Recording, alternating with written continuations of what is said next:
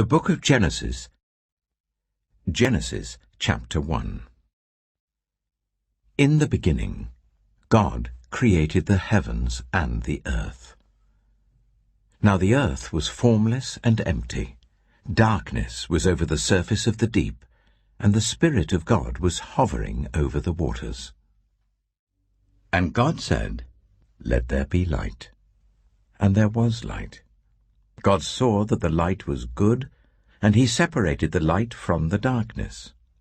God called the light day, and the darkness he called night. And there was evening, and there was morning, the first day. And God said, "Let there be a vault between the waters to separate water from water." So God made the vault and separated the water under the vault from the water above it. And it was so. God called the vault sky. And there was evening, and there was morning, the second day. And God said, "Let the water under the sky be gathered to one place, and let dry ground appear." And it was so. God called the dry ground land, and the gathered waters he called seas. And God saw that it was good. Then God said, "Let the land produce vegetation, seed-bearing plants, and trees on the land that bear fruit with seed in it, according to their various kinds." And it was so. The land produced vegetation, plants bearing seed according to their kinds, and trees bearing fruit with seed in it according to their kinds. And God saw that it was good. And there was evening, and there was morning, the third day. And God said, "Let there be lights in the vault of the sky, to separate the day from the night, and let them serve as signs to mark sacred times and days and years. And let them be lights in the vault of the sky to give light on the earth." And it was so. God made two great lights, the greater light to govern the day, and the lesser light to govern the night. He also made the stars. God set them in the vault of the sky to give light on the earth, to govern the day and the night, and to separate light from darkness. And God saw that it was good. And there was evening, and there was morning, the fourth day. And God said, "Let the water teem with living creatures, and let birds fly above the earth, across the vault of the sky." So God created the great creatures of the sea, and every living thing with which the water teems, and that moves about in it, according to their kinds, and every winged bird according to its kind. And God saw that it was good. God blessed them, and said, "Be fruitful, and increase in number, and fill the water in the seas, and let the birds increase on the earth." And there was evening, and there was morning, the fifth day. And God said, "Let the land produce living creatures according to their kinds, the livestock, the creatures that move along the ground, and the wild animals, each according to its kind." And it was so. God made the wild animals according to their kinds, the livestock according to their kinds, and all the creatures that move along the ground according to their kinds. And God saw that it was good. Then God said, "Let us make mankind in our image, in our likeness, so that they may rule over the fish in the sea and the birds in the sky, over the livestock and all the wild animals, and over all the creatures that move along the ground." So God created mankind in his own image. In the image of God he created them, male and female he created them. God blessed them and said to them, "Be fruitful, and increase in number. Fill the earth and subdue it. Rule over the fish in the sea and the birds in the sky, and over every living creature that moves on the ground. Then God said, I give you every seed-bearing plant on the face of the whole earth, and every tree that has fruit with seed in it. They will be yours for food, and to all the beasts of the earth, and all the birds in the sky, and all the creatures that move along the ground, everything that has the breath of life in it, I give every green plant for food. And it was so. God saw all that he had made, and it was very good. And there was evening, and there was morning, the 6th day. Genesis chapter 2. Thus the heavens and the earth were completed in all their vast array. By the 7th day, God had finished the work he had been doing. So on the 7th day he rested from all his work. Then God blessed the 7th day and made it holy, because on it he rested from all the work of creating that he had done. This is the account of the heavens and the earth when they were created, when the Lord God made the earth and the heavens. Now no shrub had yet appeared on the earth, and no plant had yet sprung up. For the Lord God had not sent rain on the earth, and there was no one to work the ground. But streams came up from the earth and watered the whole surface of the ground.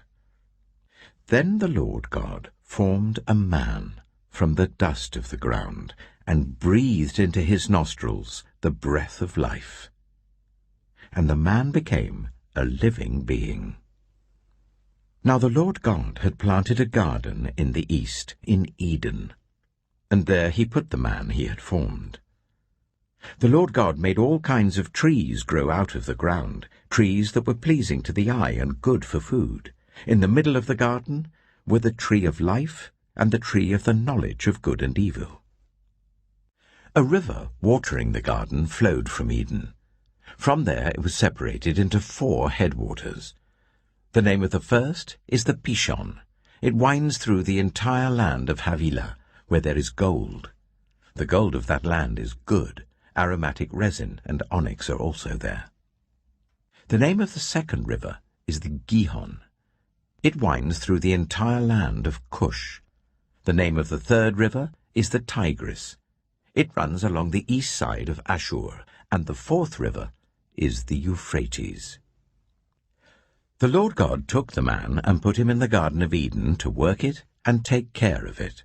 And the Lord God commanded the man, You are free to eat from any tree in the garden, but you must not eat from the tree of the knowledge of good and evil, for when you eat from it, you will certainly die.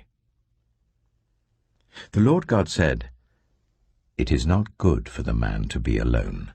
I will make a helper suitable for him.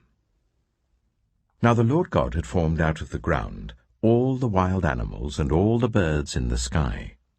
He brought them to the man to see what he would name them, and whatever the man called each living creature, that was its name.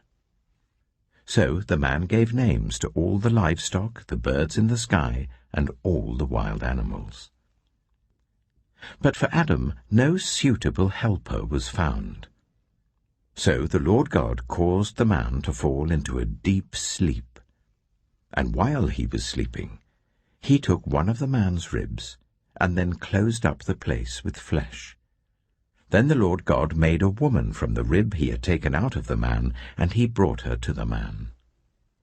The man said, This is now bone of my bones and flesh of my flesh.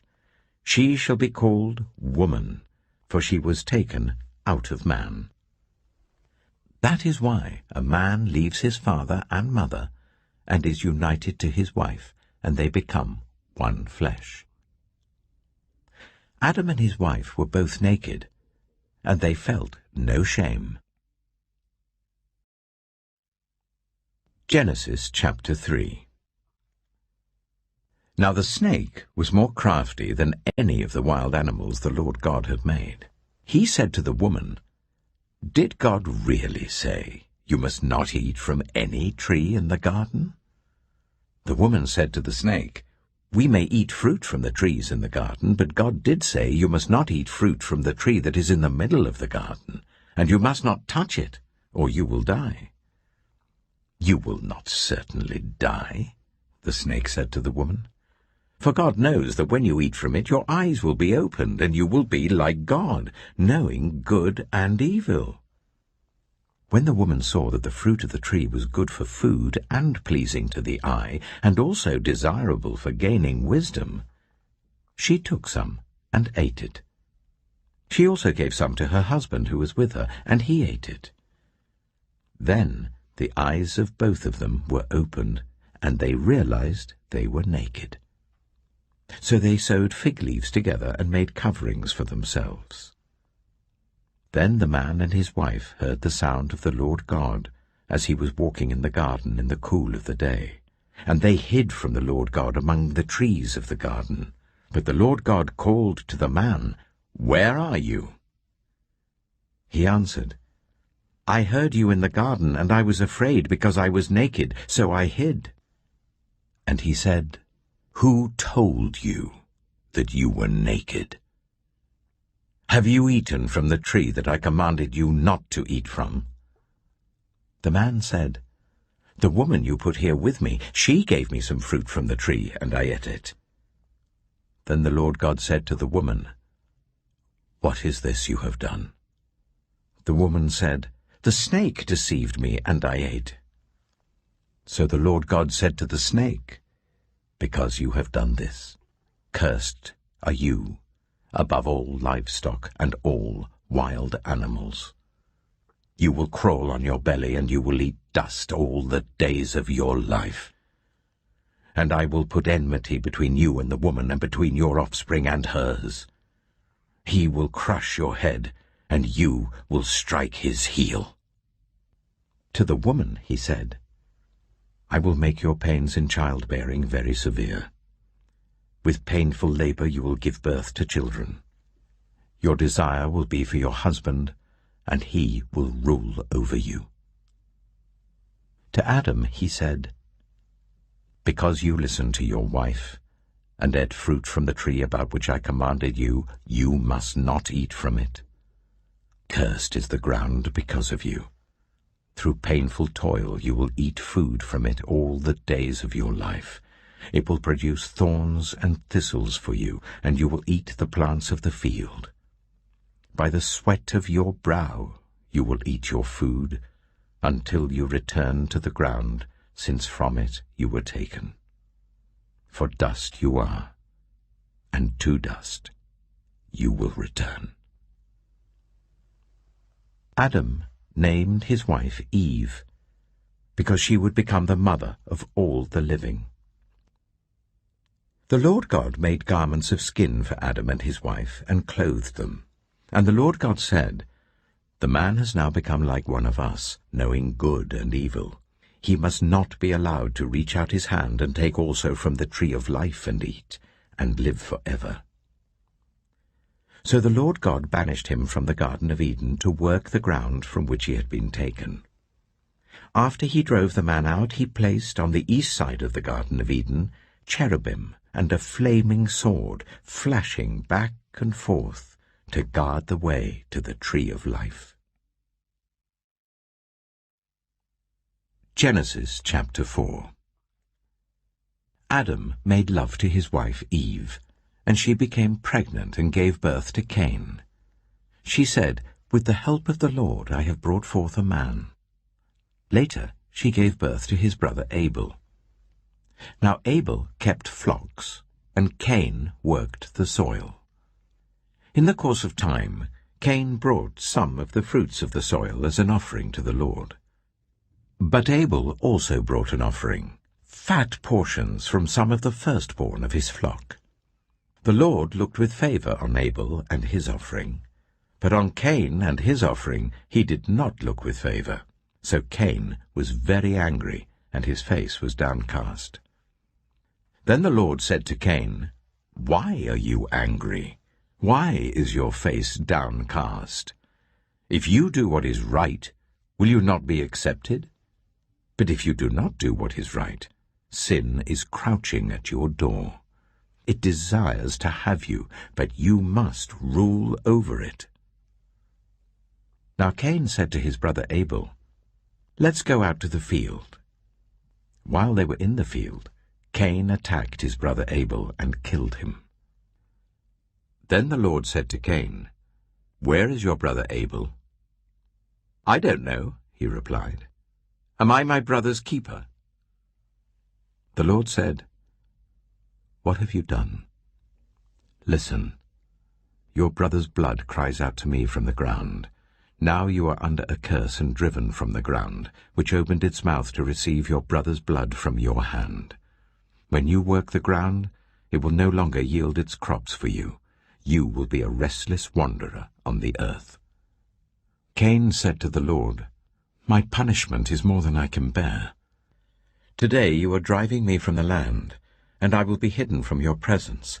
I will be a restless wanderer on the earth, and whoever finds me will kill me." But the Lord said to him, "Not so. Anyone who kills Cain will suffer vengeance 7 times over." Then the Lord put a mark on Cain, so that no one who found him would kill him. So Cain went out from the Lord's presence and lived in the land of Nod, east of Eden.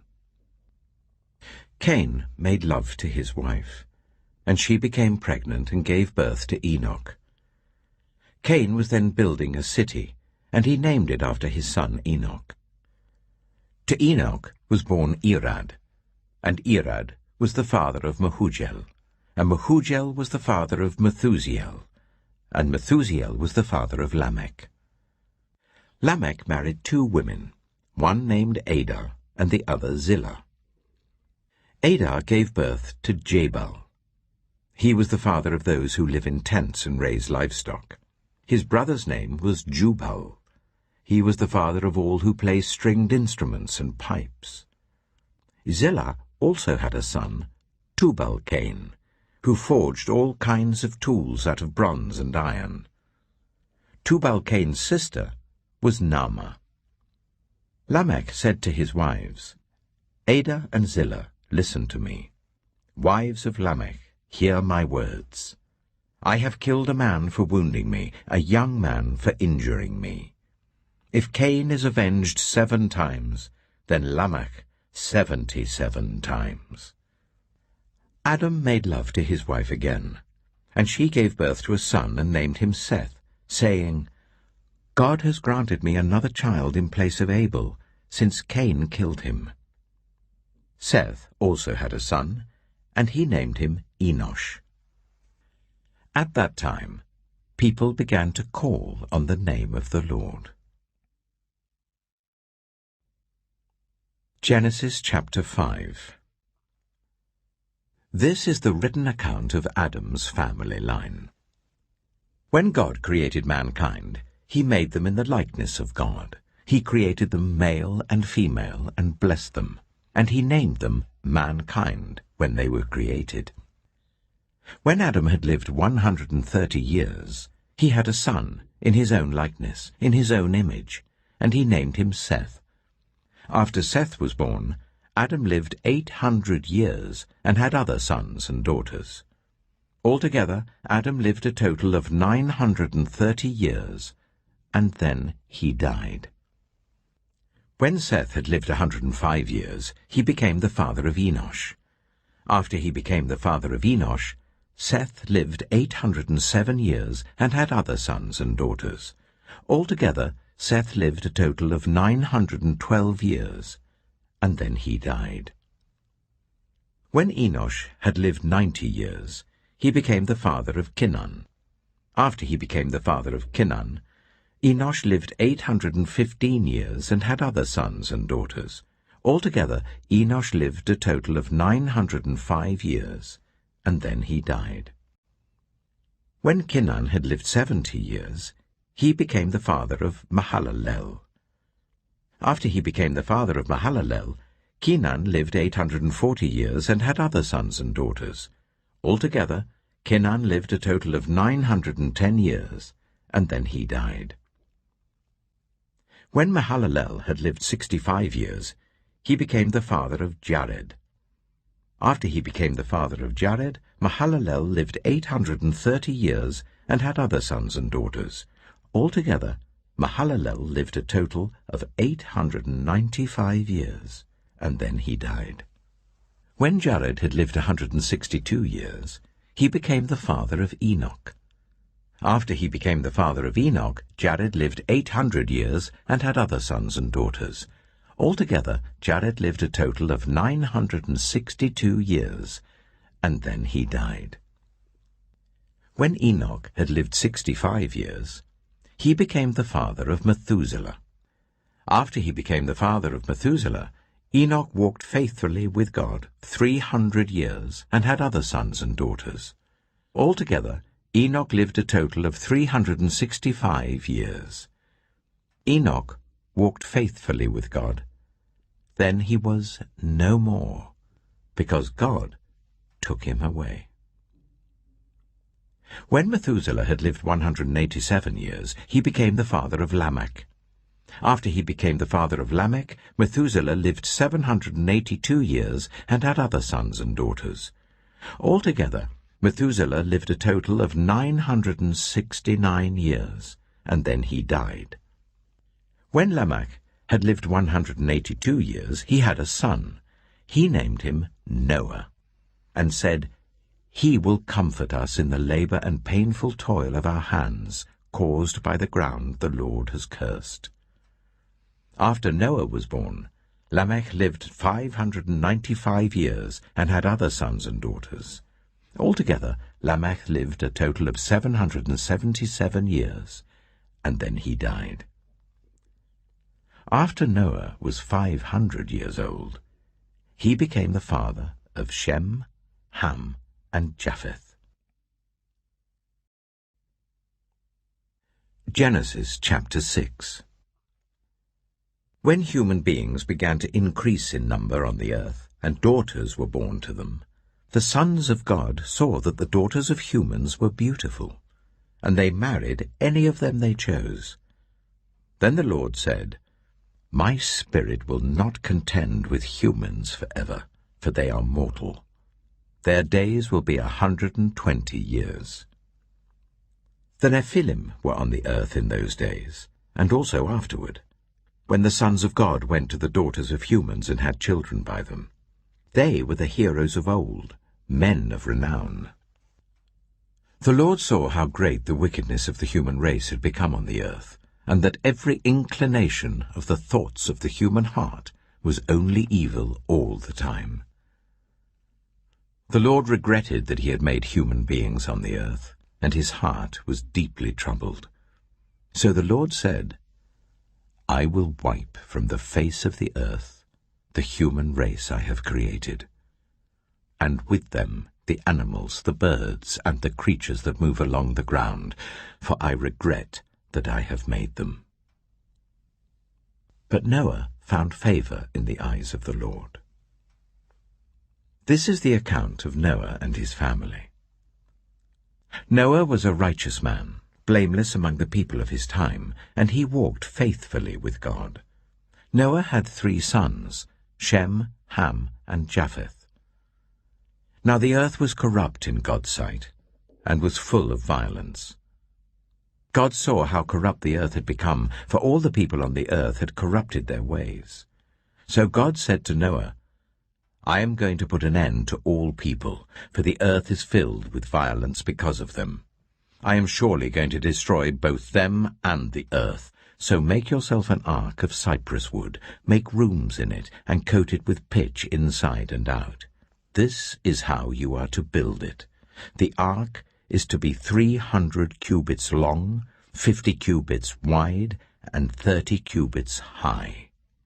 Make a roof for it, leaving below the roof an opening 1 cubit high all around. Put a door in the side of the ark, and make lower, middle, and upper decks.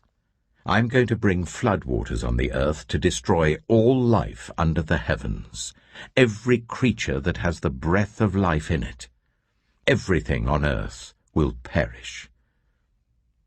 But I will establish my covenant with you, and you will enter the ark, you and your sons and your wife and your sons' wives with you.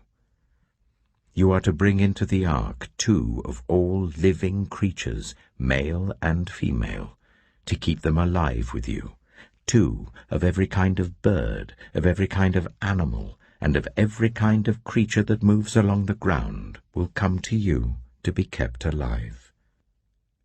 You are to take every kind of food that is to be eaten and store it away as food for you and for them. Noah did everything just as God commanded him. Genesis chapter 7. The Lord then said to Noah, "Go into the ark, you and your whole family, because I have found you righteous in this generation.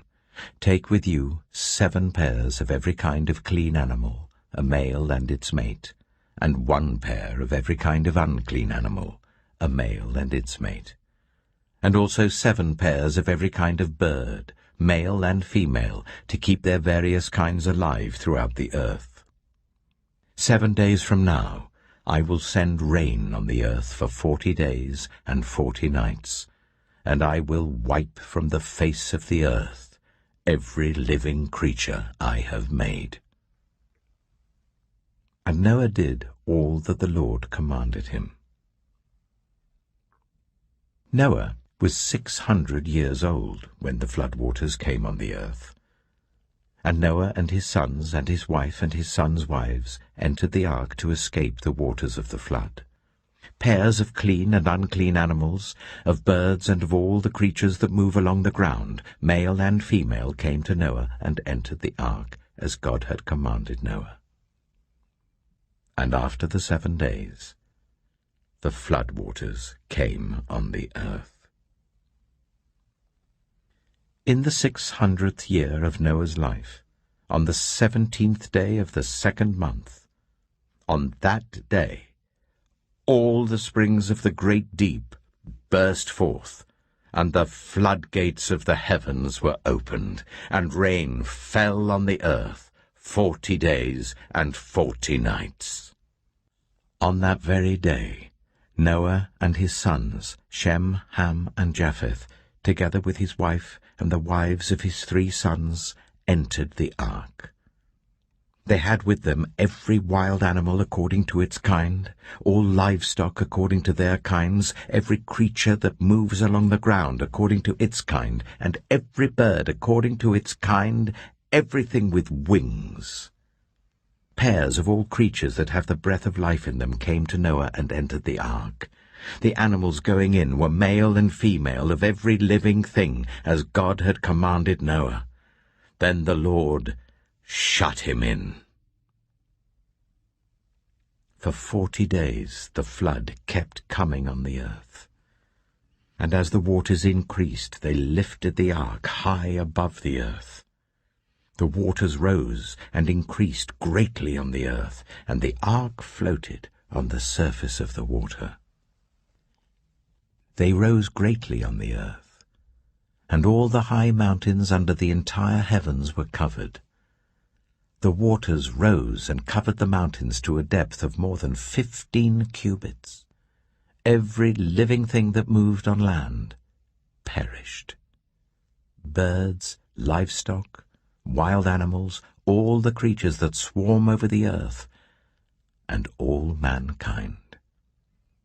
Everything on dry land that had the breath of life in its nostrils died.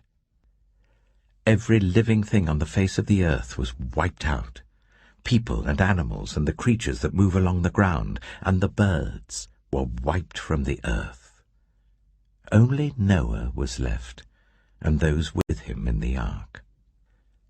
The waters flooded the earth for 150 days. Genesis chapter 8. But God remembered Noah and all the wild animals and the livestock that were with him in the ark. And he sent a wind over the earth, and the waters receded. Now the springs of the deep and the floodgates of the heavens had been closed, and the rain had stopped falling from the sky. The water receded steadily from the earth. At the end of the 150 days, the water had gone down.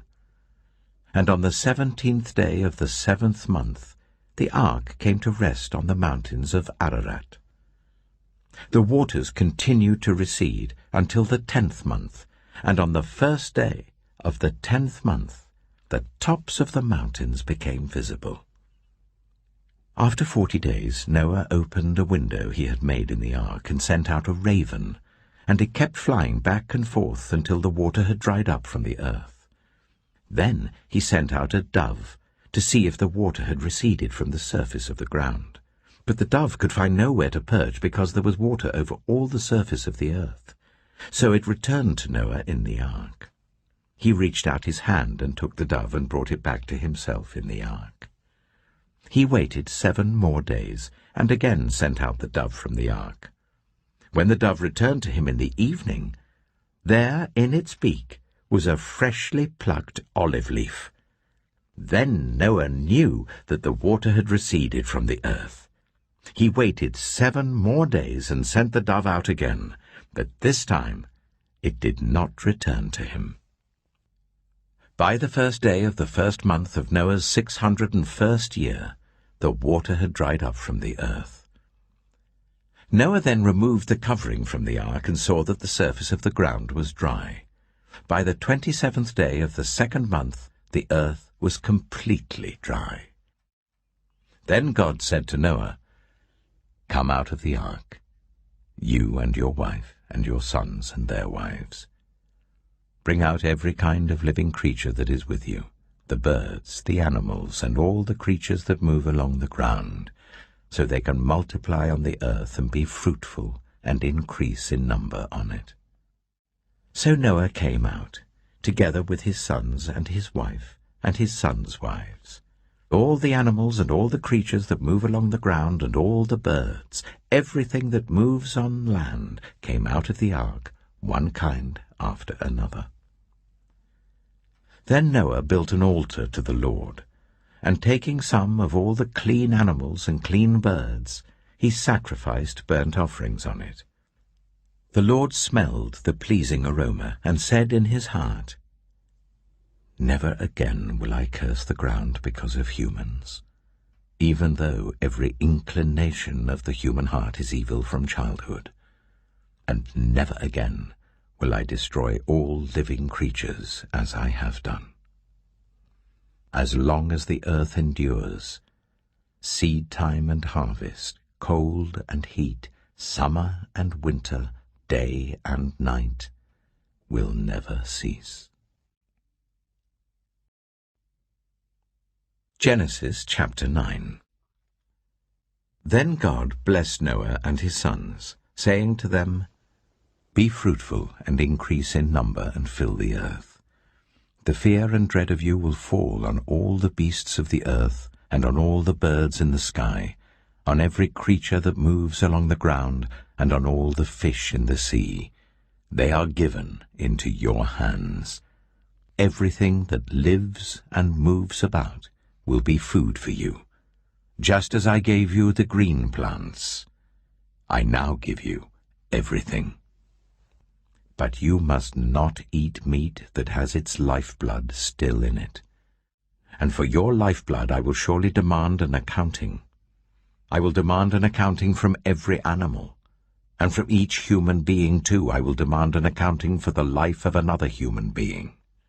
Whoever sheds human blood by humans, shall their blood be shed. For in the image of God has God made mankind. As for you, be fruitful and increase in number. Multiply on the earth and increase upon it." Then God said to Noah and to his sons with him, "I now establish my covenant with you and with your descendants after you, and with every living creature that was with you, the birds, the livestock, and all the wild animals, all those that came out of the ark with you, every living creature on earth. I establish my covenant with you. Never again will all life be destroyed, by the waters of a flood. Never again will there be a flood to destroy the earth. And God said, "This is the sign of the covenant I am making between me and you and every living creature with you, a covenant for all generations to come. I have set my rainbow in the clouds, and it will be the sign of the covenant between me and the earth. Whenever I bring clouds over the earth and the rainbow appears in the clouds, I will remember my covenant between me and you and all living creatures of every kind. Never again will the waters become a flood to destroy all life. Whenever the rainbow appears in the clouds, I will see it and remember the everlasting covenant between God and all living creatures of every kind on the earth." So God said to Noah, "This is the sign of the covenant I have established between me and all life on the earth." The sons of Noah who came out of the ark were Shem, Ham, and Japheth. Ham was the father of Canaan. These were the 3 sons of Noah, and from them came the people who were scattered over the whole earth. Noah, a man of the soil, proceeded to plant a vineyard. When he drank some of its wine, he became drunk and lay uncovered in his tent. Ham, the father of Canaan, saw his father naked and told his 2 brothers outside. But Shem and Japheth took a garment and laid it across their shoulders. Then they walked in backward and covered their father's naked body. Their faces were turned the other way, so that they would not see their father naked. When Noah awoke from his wine and found out what his youngest son had done to him, he said, "Cursed be Canaan. The lowest of slaves will he be to his brothers." He also said, "Praise be to the Lord, the God of Shem. May Canaan be the slave of Shem. May God extend Japheth's territory. May Japheth live in the tents of Shem, and may Canaan be the slave of Japheth." After the flood, Noah lived 350 years. Noah lived a total of 950 years, and then he died. Genesis chapter 10.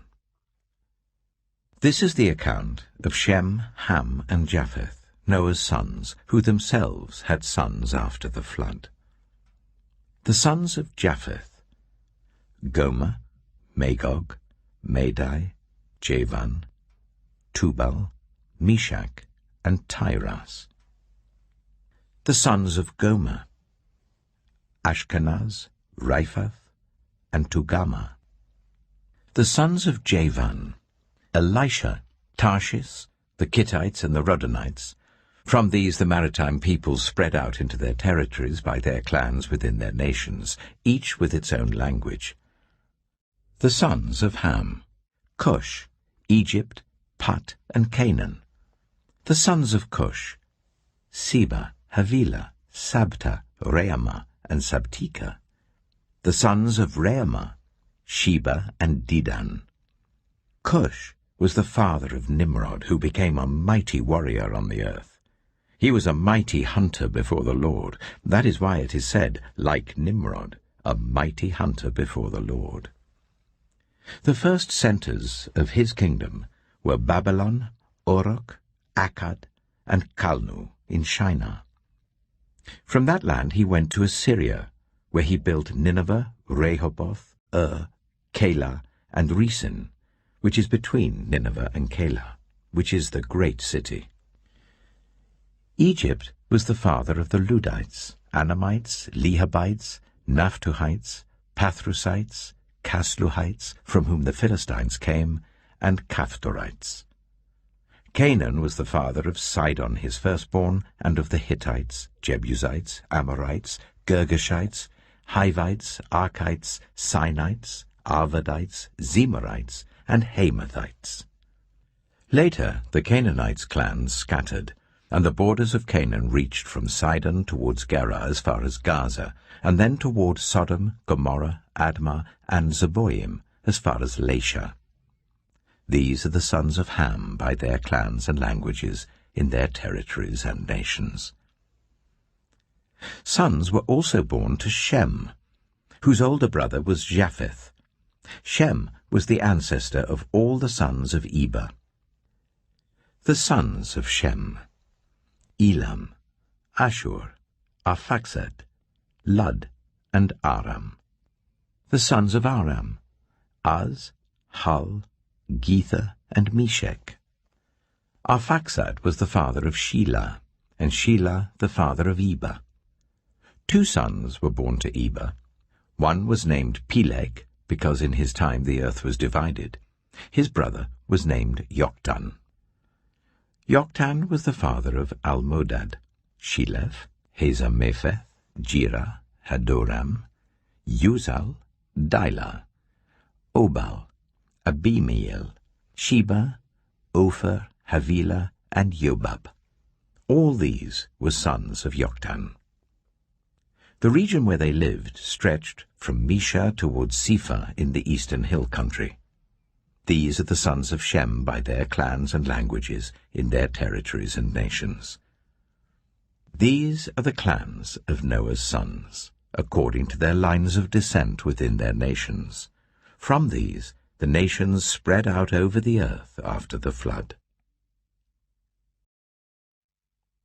Genesis chapter 11. Now the whole world had one language and a common speech. As people moved eastward, they found a plain in Shinar and settled there. They said to each other, "Come, let's make bricks and bake them thoroughly." They used brick instead of stone, and bitumen for mortar. Then they said, "Come, let us build ourselves a city with a tower that reaches to the heavens, so that we may make a name for ourselves. Otherwise we will be scattered over the face of the whole earth." But the Lord came down to see the city and the tower the people were building. The Lord said, "If as one people speaking the same language they have begun to do this, then nothing they plan to do will be impossible for them. Come, let us go down and confuse their language, so they will not understand each other." So the Lord scattered them from there over all the earth, and they stopped building the city. That is why it was called Babel, because there the Lord confused the language of the whole world. From there the Lord scattered them over the face of the whole earth. This is the account of Shem's family line. 2 years after the flood, when Shem was 100 years old, he became the father of Arphaxad. And after he became the father of Arphaxad, Shem lived 500 years and had other sons and daughters. When Arphaxad had lived 35 years, he became the father of Shelah. And after he became the father of Shelah, Arphaxad lived 403 years and had other sons and daughters. When Shelah had lived 30 years, he became the father of Eber. And after he became the father of Eber, Shelah lived 403 years and had other sons and daughters. When Eber had lived 34 years, he became the father of Peleg. And after he became the father of Peleg, Eber lived 430 years and had other sons and daughters. When Peleg had lived 30 years, he became the father of Reu. And after he became the father of Reu, Peleg lived 209 years and had other sons and daughters. When Reu had lived 32 years, he became the father of Serug. And after he became the father of Serug, Reu lived 207 years and had other sons and daughters.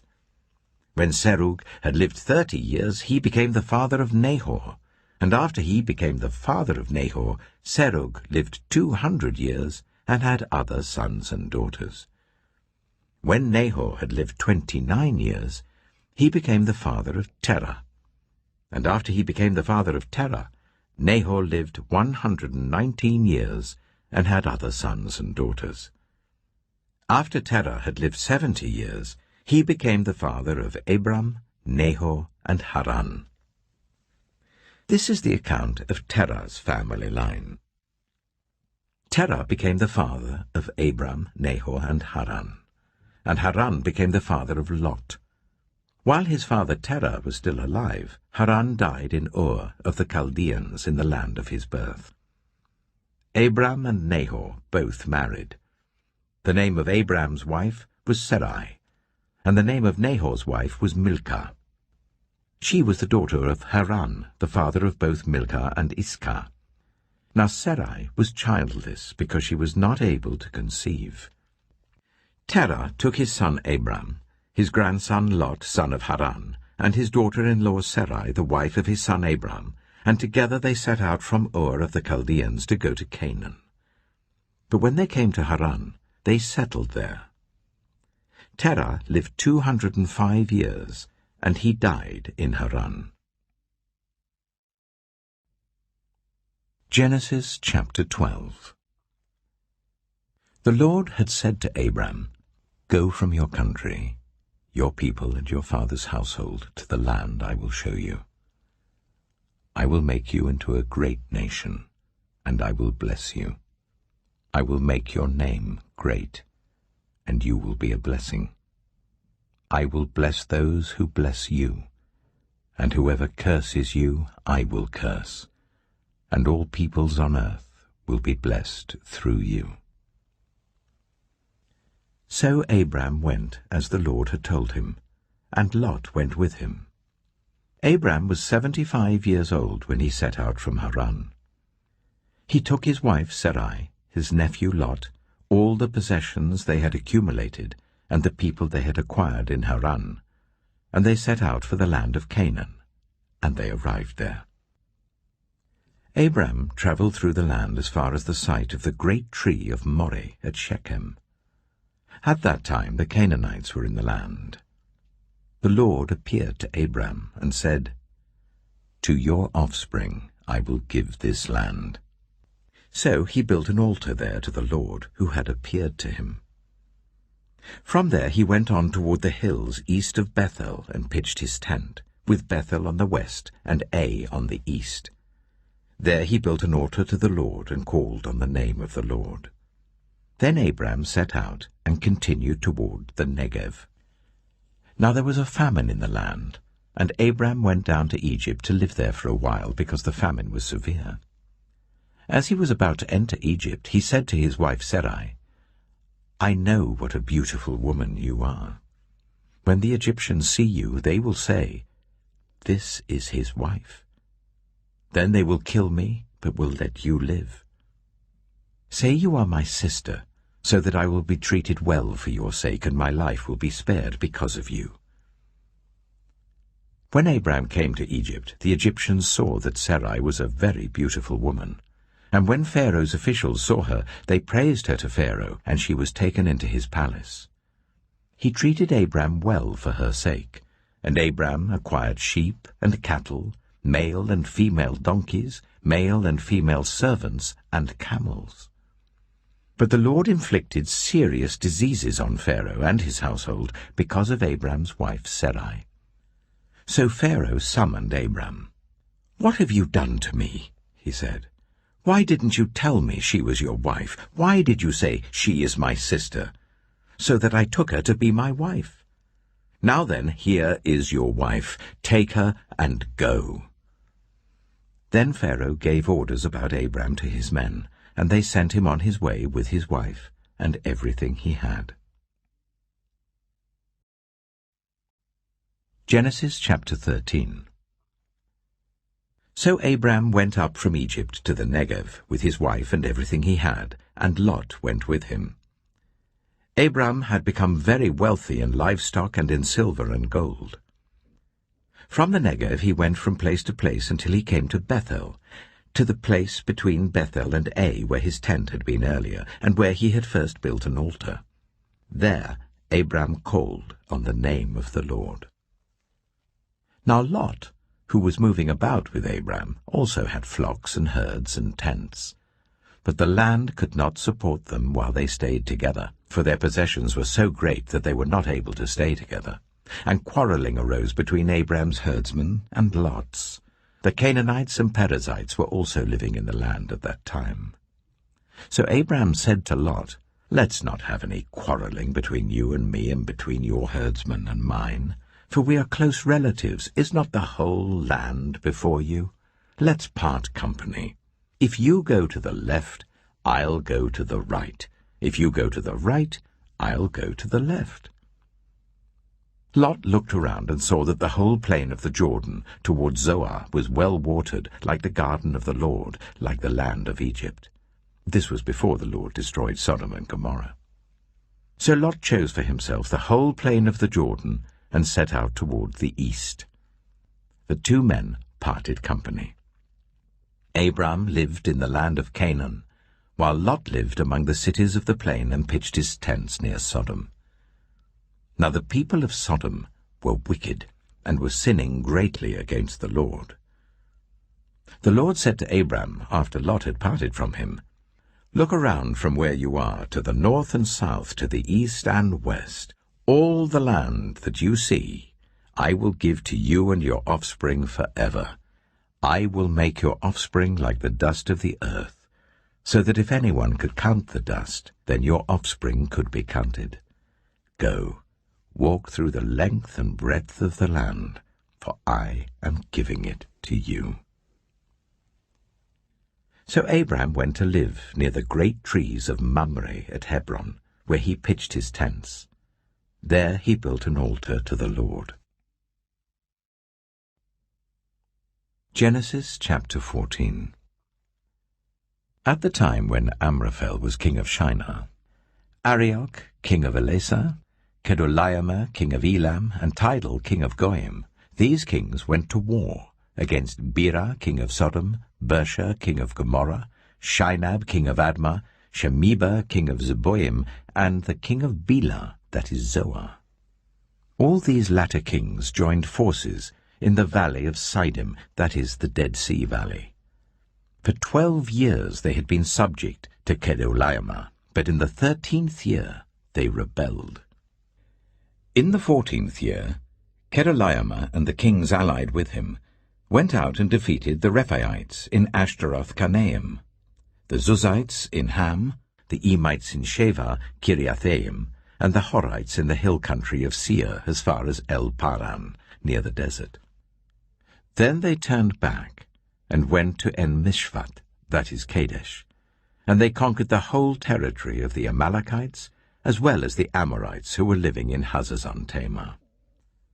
Then the king of Sodom, the king of Gomorrah, the king of Admah, the king of Zeboim, and the king of Bela, that is Zoar, marched out and drew up their battle lines in the valley of Siddim against Kedorlaomer, king of Elam, Tidal, king of Goim, Amraphel, king of Shinar, and Arioch, king of Elasah, 4 kings against 5.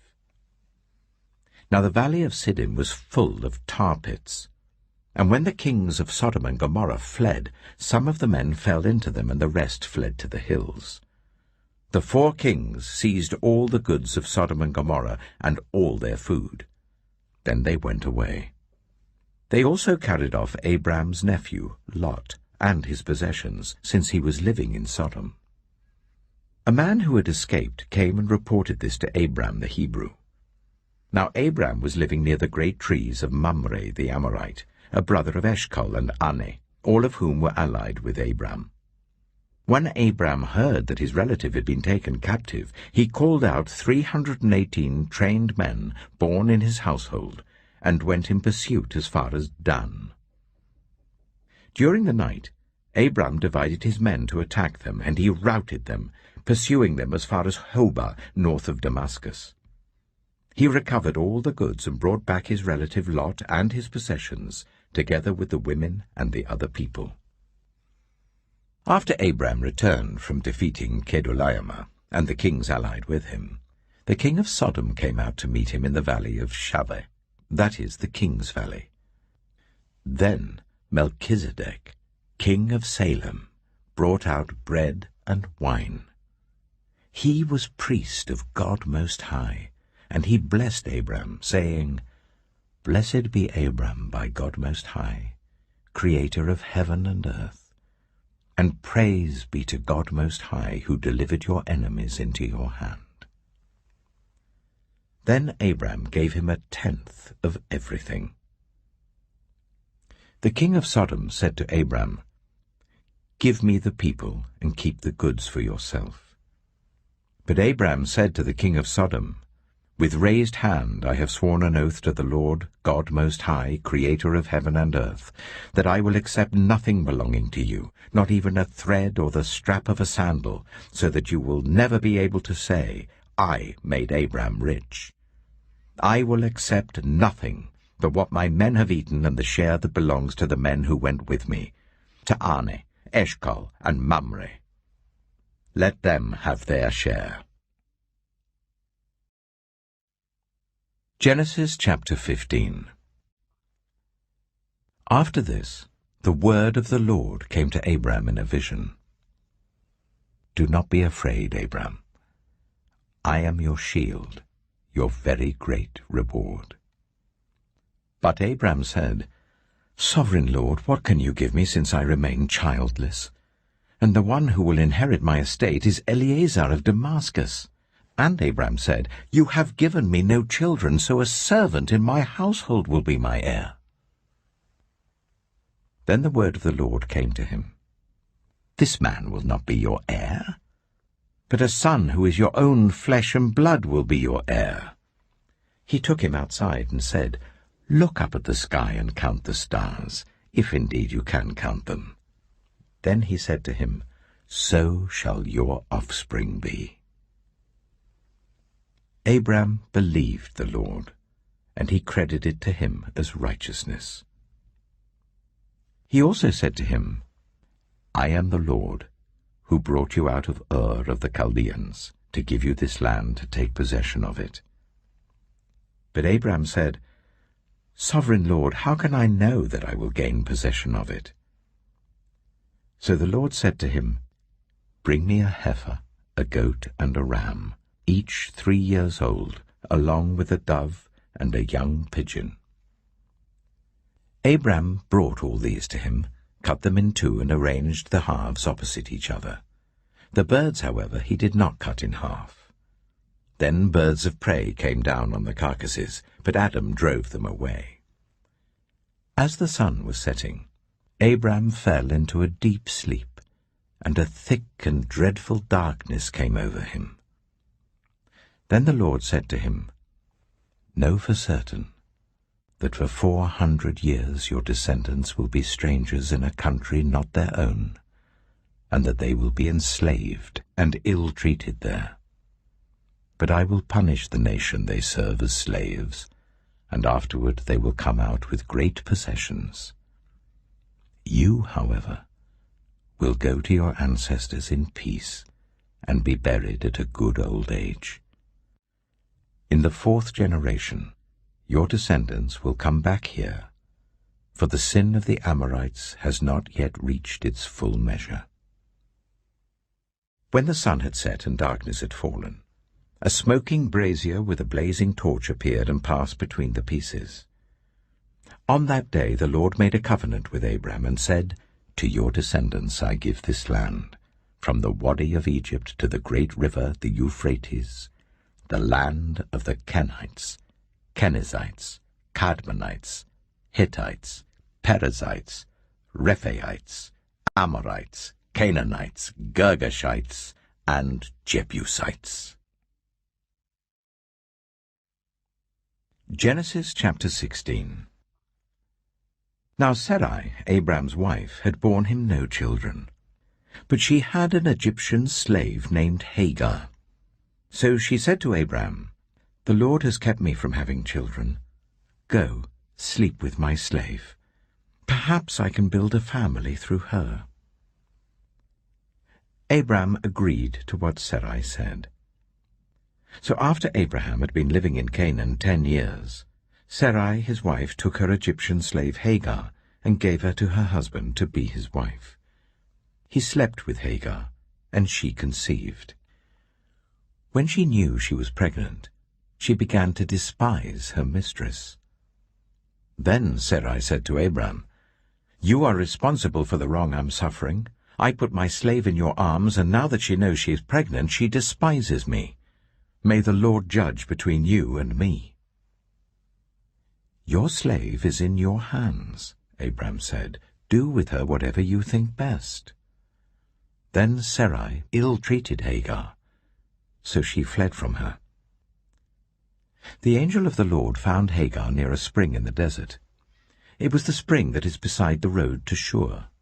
And he said, "Hagar, slave of Sarai, where have you come from, and where are you going?" "I'm running away from my mistress Sarai," she answered. Then the angel of the Lord told her, "Go back to your mistress and submit to her." The angel added, "I will increase your descendants so much that they will be too numerous to count." The angel of the Lord also said to her, "You are now pregnant, and you will give birth to a son.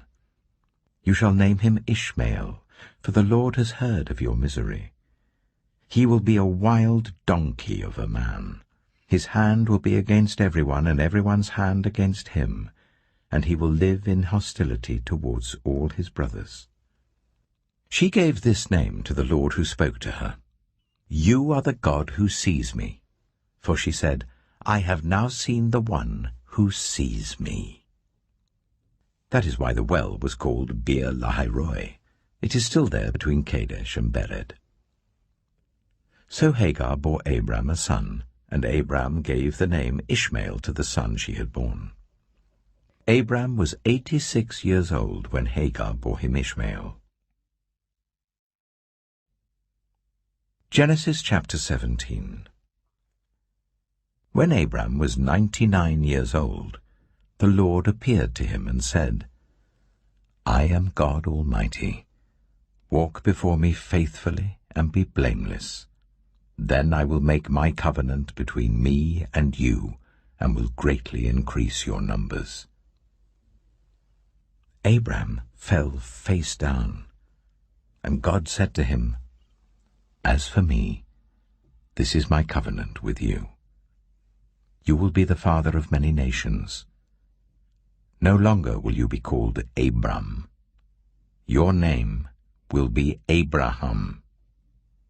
For I have made you a father of many nations. I will make you very fruitful. I will make nations of you, and kings will come from you.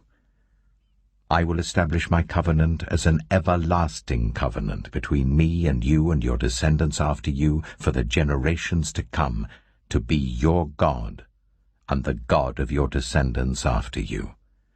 The whole land of Canaan, where you now reside as a foreigner, I will give as an everlasting possession to you and your descendants after you, and I will be their God."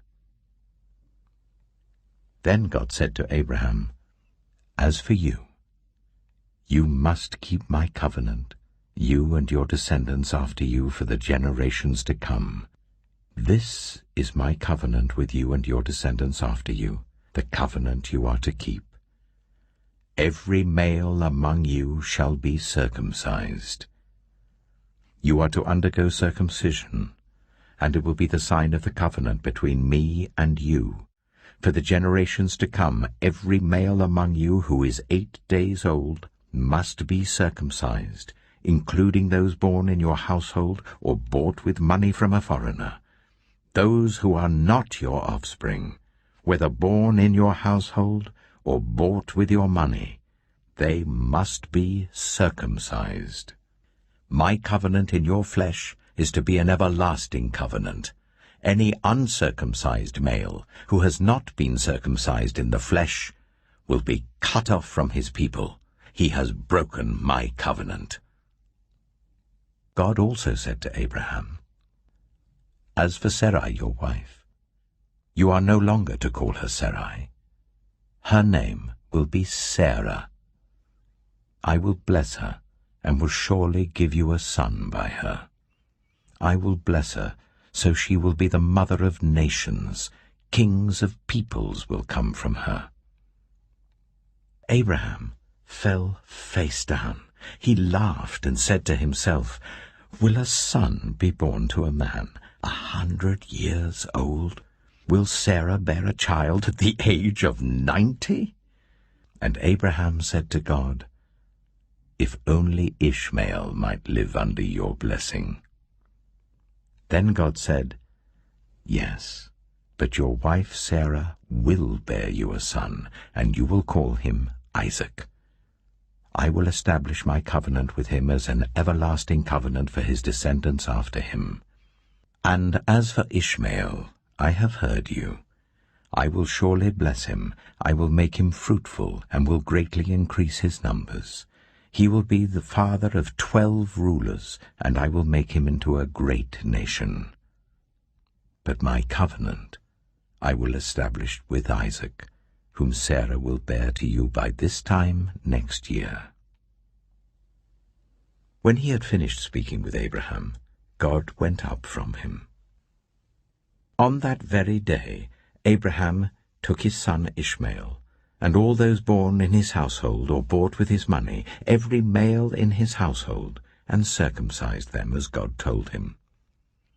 Abraham was 99 years old when he was circumcised, and his son Ishmael was 13. Abraham and his son Ishmael were both circumcised on that very day, and every male in Abraham's household, including those born in his household or bought from a foreigner, was circumcised with him. Genesis chapter 18. The Lord appeared to Abraham near the great trees of Mamre, while he was sitting at the entrance to his tent in the heat of the day. Abraham looked up and saw 3 men standing nearby. When he saw them, he hurried from the entrance of his tent to meet them and bowed low to the ground.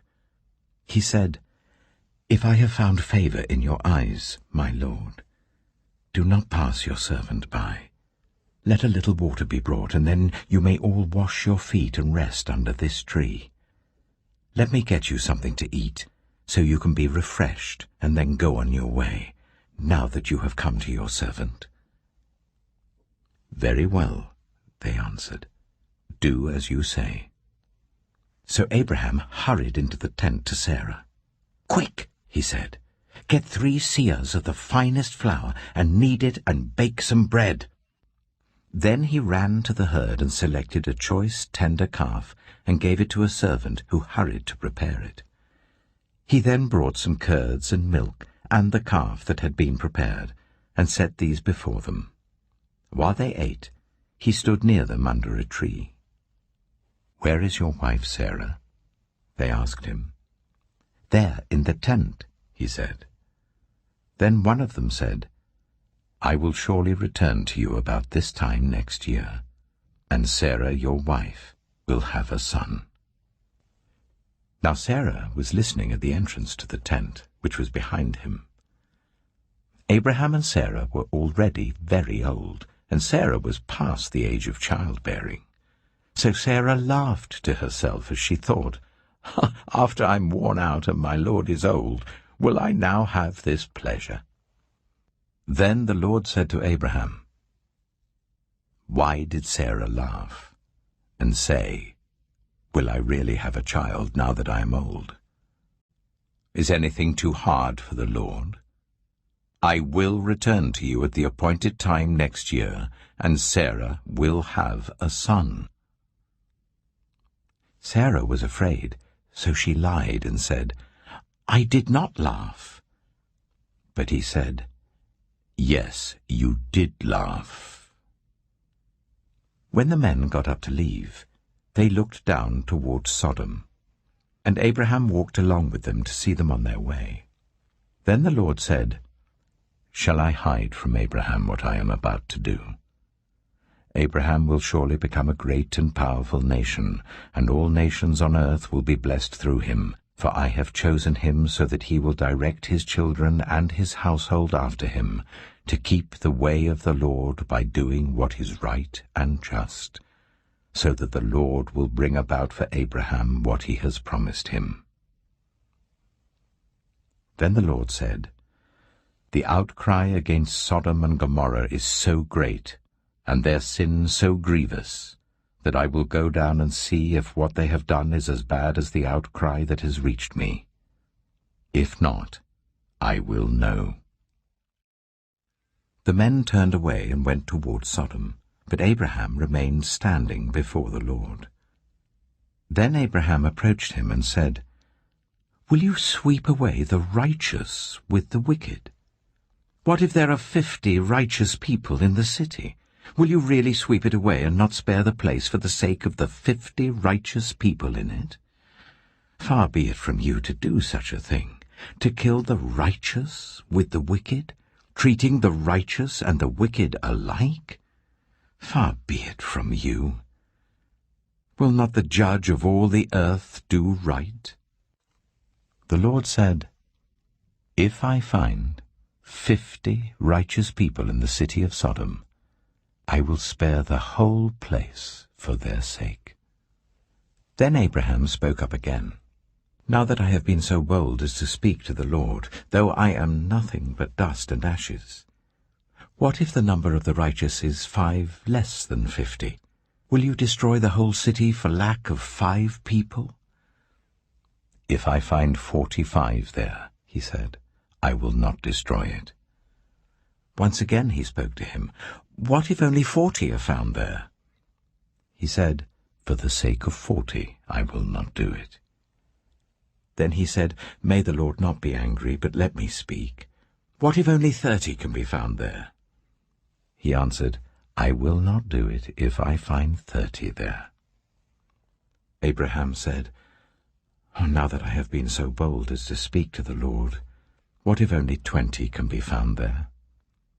He said, "For the sake of 20, I will not destroy it." Then he said, "May the Lord not be angry, but let me speak just once more.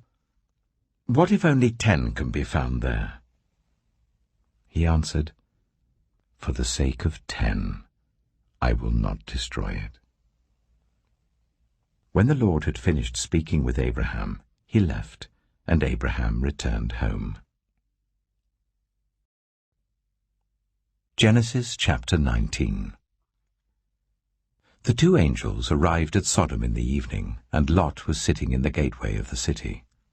When he saw them, he got up to meet them and bowed down with his face to the ground. "My lords," he said, "please turn aside to your servant's house. You can wash your feet and spend the night, and then go on your way early in the morning." "No," they answered, "we will spend the night in the square."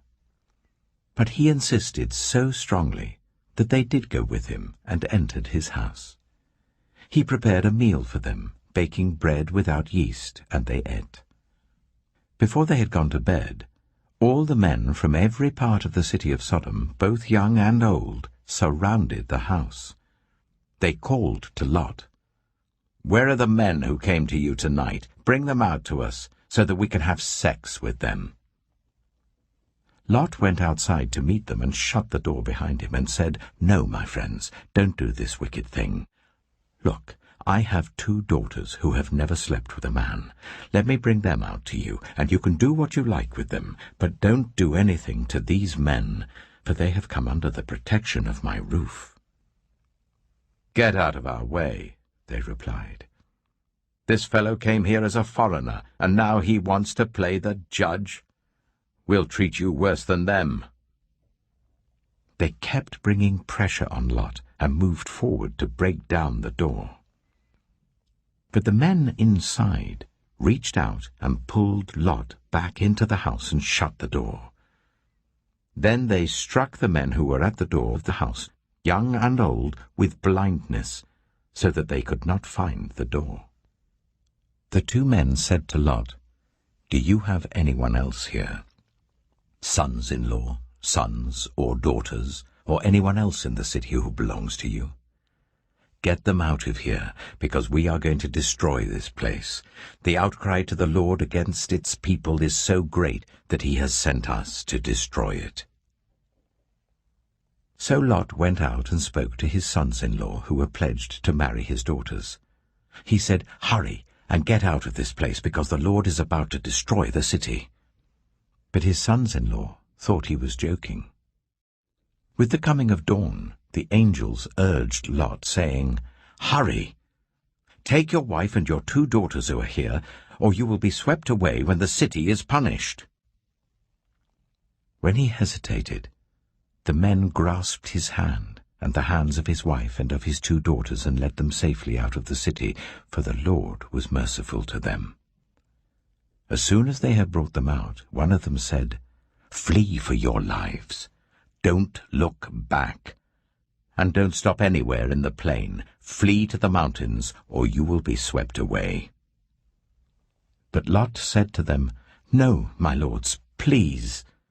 Your servant has found favor in your eyes, and you have shown great kindness to me in sparing my life, but I can't flee to the mountains. This disaster will overtake me, and I'll die. Look, here is a town near enough to run to, and it is small. Let me flee to it. It is very small, isn't it? Then my life will be spared." He said to him, "Very well. I will grant this request too. I will not overthrow the town you speak of, but flee there quickly, because I cannot do anything until you reach it." That is why the town was called Zoar. By the time Lot reached Zoar, the sun had risen over the land. Then the Lord rained down burning sulfur on Sodom and Gomorrah, from the Lord out of the heavens. Thus he overthrew those cities and the entire plain, destroying all those living in the cities and also the vegetation in the land. But Lot's wife looked back, and she became a pillar of salt. Early the next morning, Abraham got up and returned to the place where he had stood before the Lord. He looked down toward Sodom and Gomorrah, toward all the land of the plain, and he saw dense smoke rising from the land, like smoke from a furnace. So when God destroyed the cities of the plain, he remembered Abraham, and he brought Lot out of the catastrophe that overthrew the cities where Lot had lived. Lot and his 2 daughters left Zoar and settled in the mountains, for he was afraid to stay in Zoar. He and his 2 daughters lived in a cave. One day the older daughter said to the younger, "Our father is old, and there is no man around here to give us children, as is the custom all over the earth. Let's get our father to drink wine, and then sleep with him and preserve our family line through our father." That night they got their father to drink wine, and the older daughter went in and slept with him. He was not aware of it when she laid down or when she got up. The next day the older daughter said to the younger, "Last night I slept with my father. Let's get him to drink wine again tonight, and you go in and sleep with him, so we can preserve our family line through our father." So they got their father to drink wine that night also, and the younger daughter went in and slept with him. Again he was not aware of it when she laid down or when she got up. So both of Lot's daughters became pregnant by their father. The older daughter had a son, and she named him Moab. He is the father of the Moabites of today. The younger daughter also had a son, and she named him Ben-Ami. He is the father of the Ammonites of today. Genesis chapter 20. Now Abraham moved on from there into the region of the Negev and lived between Kadesh and Shur. For a while he stayed in Gerar, and there Abraham said of his wife Sarah, "She is my sister." Then Abimelech, king of Gerar, sent for Sarah and took her. But God came to Abimelech in a dream one night and said to him, "You are as good as dead because of the woman you have taken. She is a married woman." Now Abimelech had not gone near her, so he said, "Lord, will you destroy an innocent nation? Did he not say to me, 'She is my sister'? And didn't she also say, 'He is my brother'? I've done this with a clear conscience and clean hands." Then God said to him in the dream, "Yes, I know you did this with a clear conscience, and so I have kept you from sinning against me. That is why I did not let you touch her. Now return the man's wife, for he is a prophet, and he will pray for you, and you will live. But if you do not return her, you may be sure that you and all who belong to you will die." Early the next morning, Abimelech summoned all his officials, and when he told them all that had happened, they were very much afraid. Then Abimelech called Abraham in and said, "What have you done to us? How have I wronged you that you have brought such guilt upon me and my kingdom? You have done things to me that should never be done." And Abimelech asked Abraham, "What was your reason for doing this?" Abraham replied, "I said to myself, 'There is surely no fear of God in this place, and they will kill me because of my wife. Besides, she really is my sister, the daughter of my father, though not of my mother, and she became my wife. And when God caused me to wander from my father's household, I said to her, This is how you can show your love to me. Everywhere we go, say of me, He is my brother.'" Then Abimelech brought sheep and cattle and male and female slaves and gave them to Abraham, and he returned Sarah his wife to him. And Abimelech said, "My land is before you. Live wherever you like." To Sarah he said, "I am giving your brother 1,000 shekels of silver. This is to cover the offense against you before all who are with you. You are completely vindicated." Then Abraham prayed to God, and God healed Abimelech, his wife, and his female slaves, so they could have children again. For the Lord had kept all the women in Abimelech's household from conceiving because of Abraham's wife Sarah. Genesis chapter 21. Now the Lord was gracious to Sarah, as he had said, and the Lord did for Sarah what he had promised. Sarah became pregnant and bore a son to Abraham in his old age, at the very time God had promised him. Abraham gave the name Isaac to the son Sarah bore him. When his son, Isaac, was 8 days old, Abraham circumcised him, as God commanded him. Abraham was 100 years old when his son Isaac was born to him. Sarah said, "God has brought me laughter, and everyone who hears about this will laugh with me." And she added, "Who would have said to Abraham that Sarah would nurse children? Yet I have borne him a son in his old age." The child grew and was weaned, and on the day Isaac was weaned, Abraham held a great feast. But Sarah saw that the son whom Hagar the Egyptian had borne to Abraham was mocking, and she said to Abraham, "Get rid of that slave woman and her son, for that woman's son will never share in the inheritance with my son Isaac." The matter distressed Abraham greatly because it concerned his son. But God said to him, "Do not be so distressed about the boy and your slave woman. Listen to whatever Sarah tells you, because it is through Isaac that your offspring will be reckoned. I will make the son of the slave into a nation also, because he is your offspring." Early the next morning Abraham took some food and a skin of water and gave them to Hagar. He set them on her shoulders and then sent her off with the boy. She went on her way and wandered in the desert of Beersheba.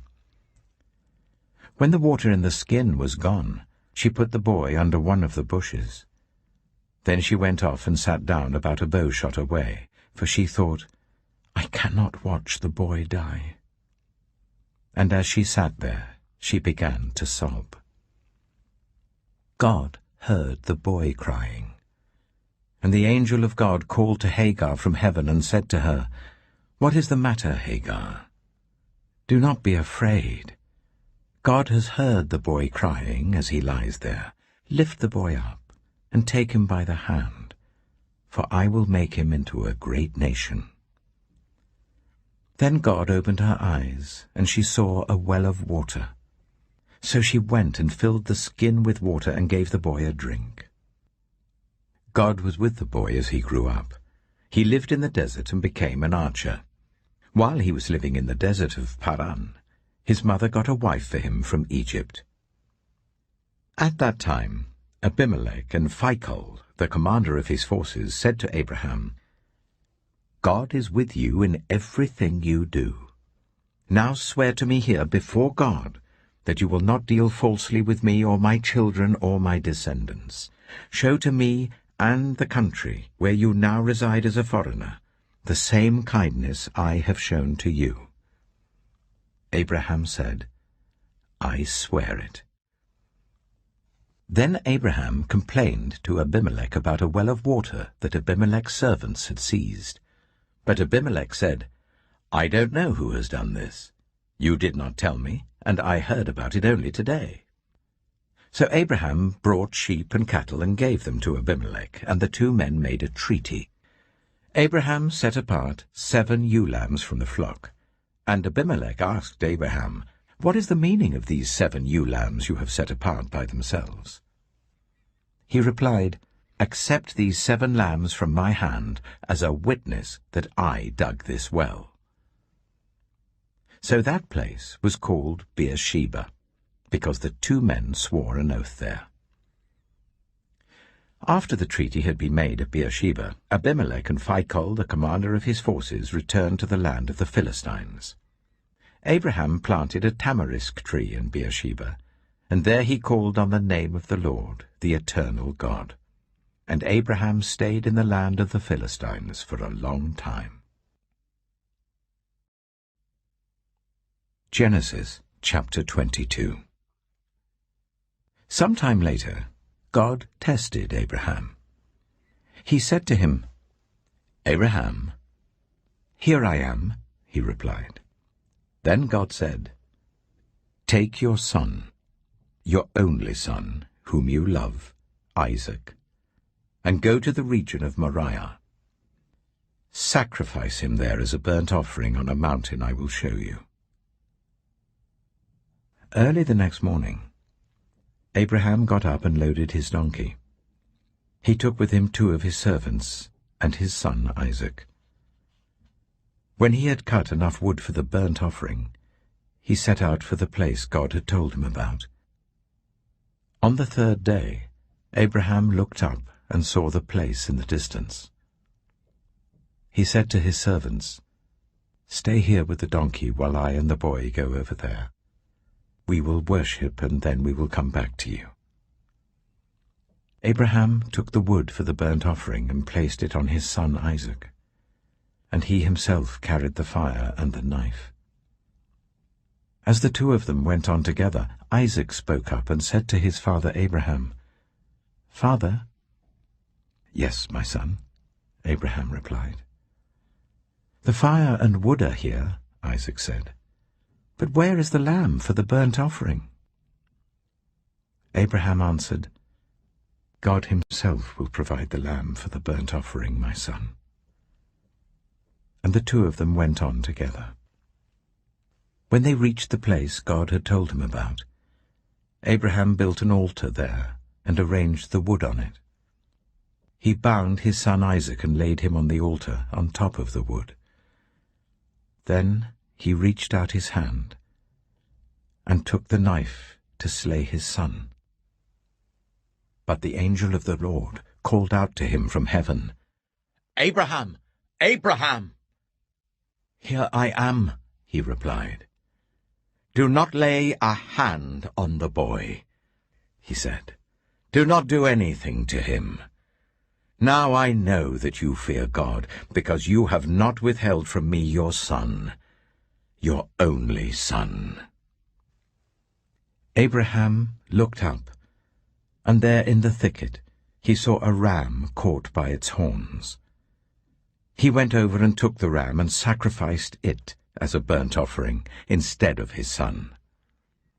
So Abraham called that place, "The Lord will provide," and to this day it is said, "On the mountain of the Lord it will be provided." The angel of the Lord called to Abraham from heaven a second time, and said, "I swear by myself, declares the Lord, that because you have done this and have not withheld your son, your only son, I will surely bless you, and make your descendants as numerous as the stars in the sky and as the sand on the seashore.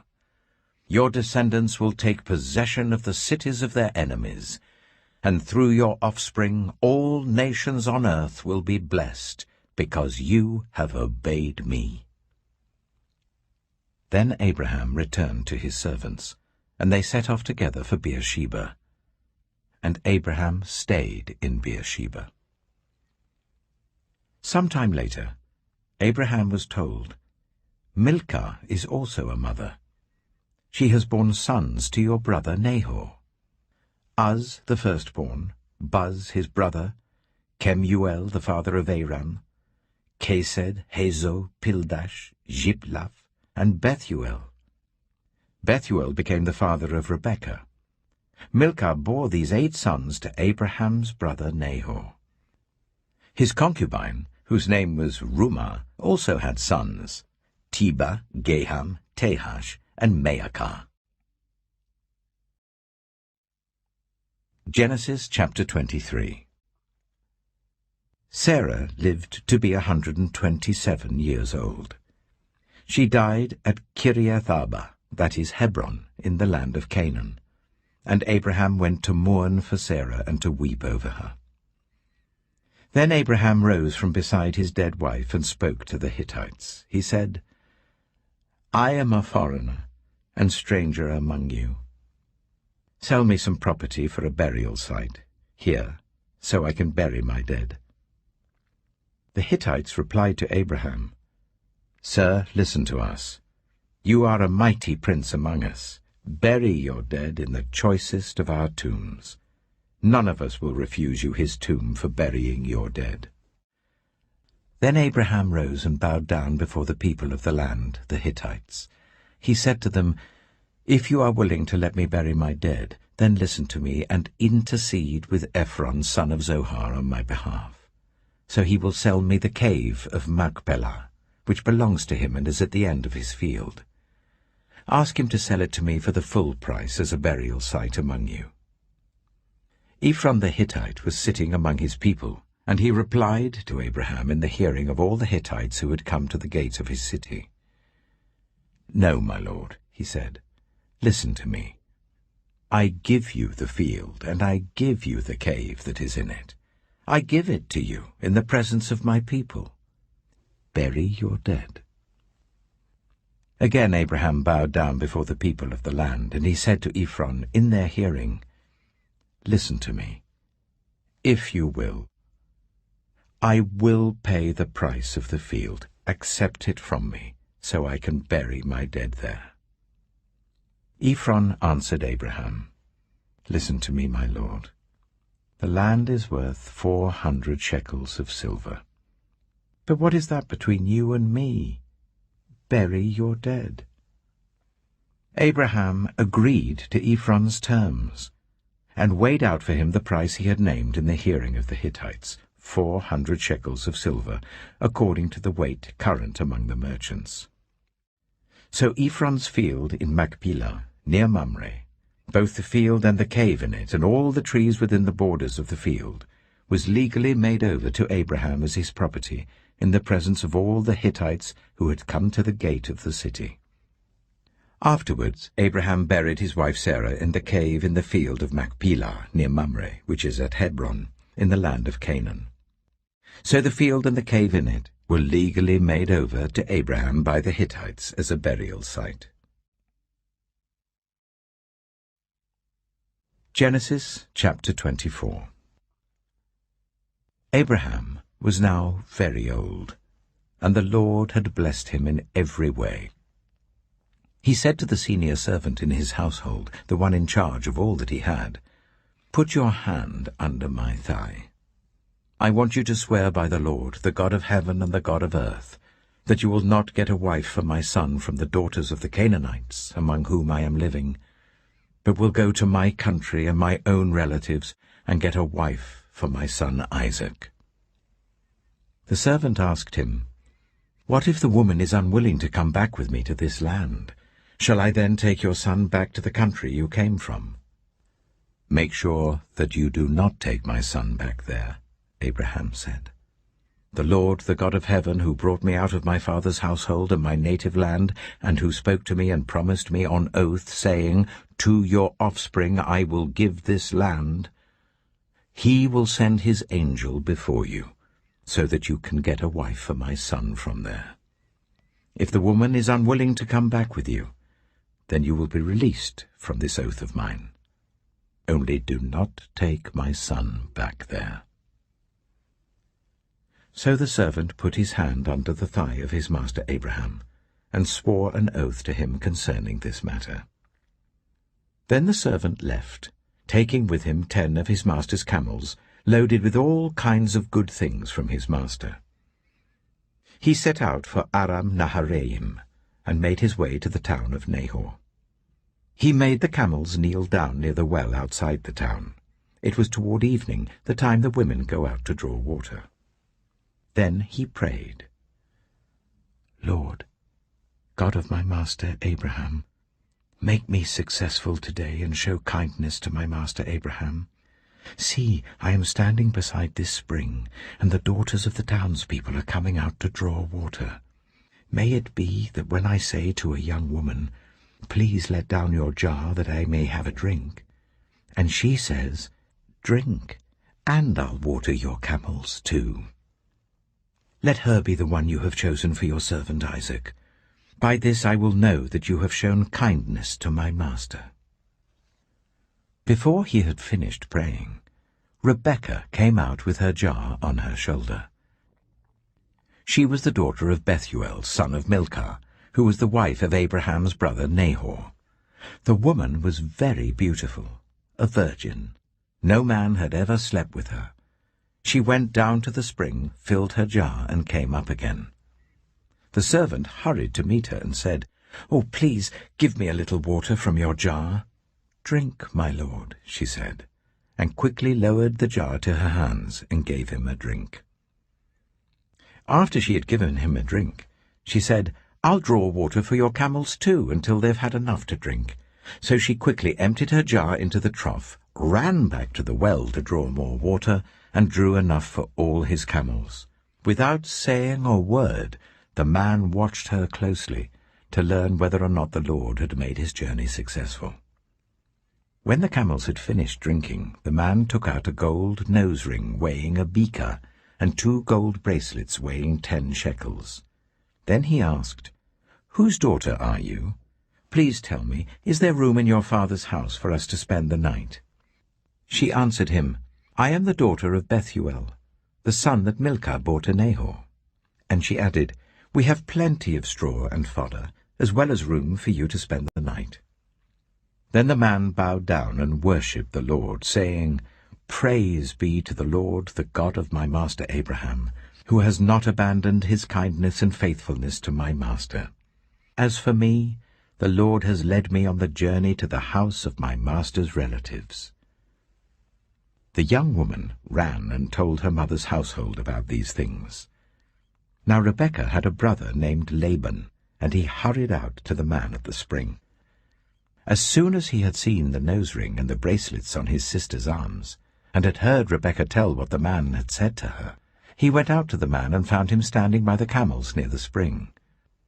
"Come, you who are blessed by the Lord," he said. "Why are you standing out here? I have prepared the house and a place for the camels." So the man went to the house, and the camels were unloaded. Straw and fodder were brought for the camels, and water for him and his men to wash their feet. Then food was set before him.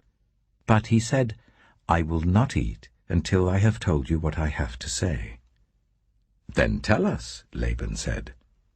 So he said, "I am Abraham's servant. The Lord has blessed my master abundantly, and he has become wealthy.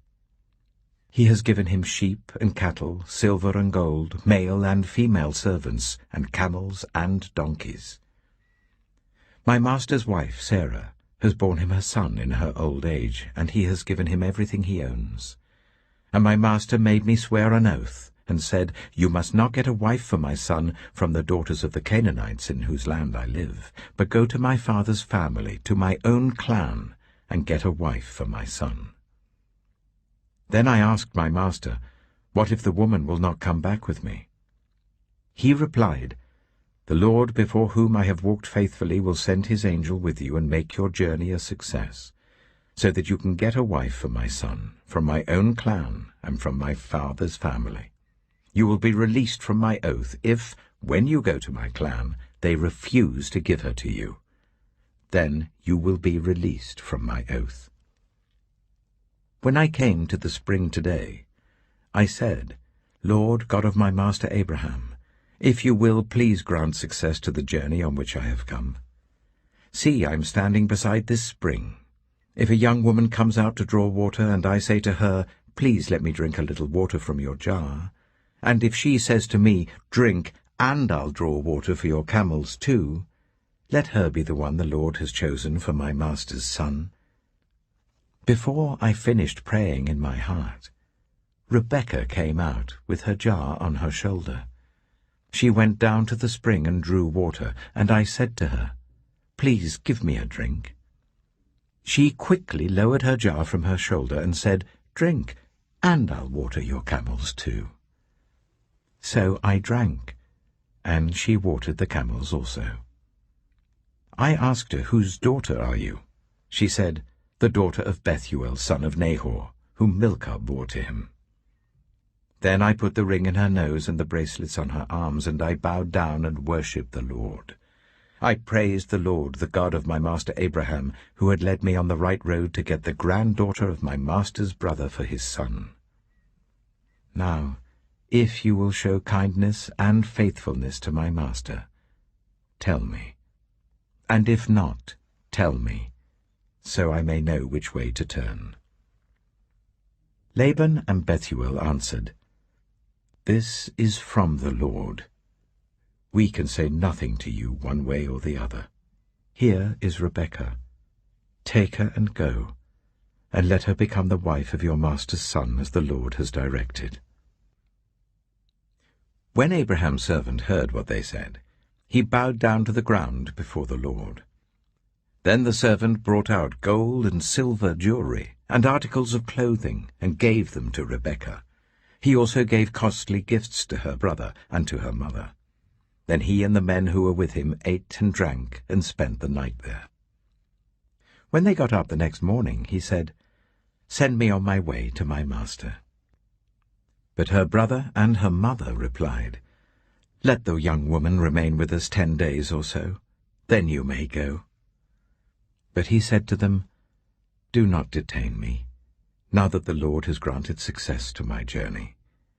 Send me on my way so I may go to my master." Then they said, "Let's call the young woman and ask her about it." So they called Rebekah and asked her, "Will you go with this man?" "I will go," she said.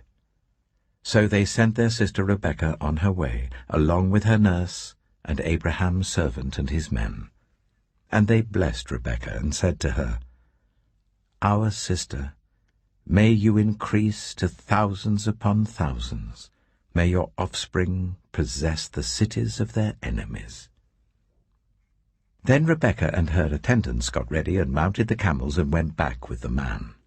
So the servant took Rebekah and left. Now Isaac had come from Beer-lahai-roi, for he was living in the Negev. He went out to the field one evening to meditate. And as he looked up, he saw camels approaching. Rebekah also looked up and saw Isaac.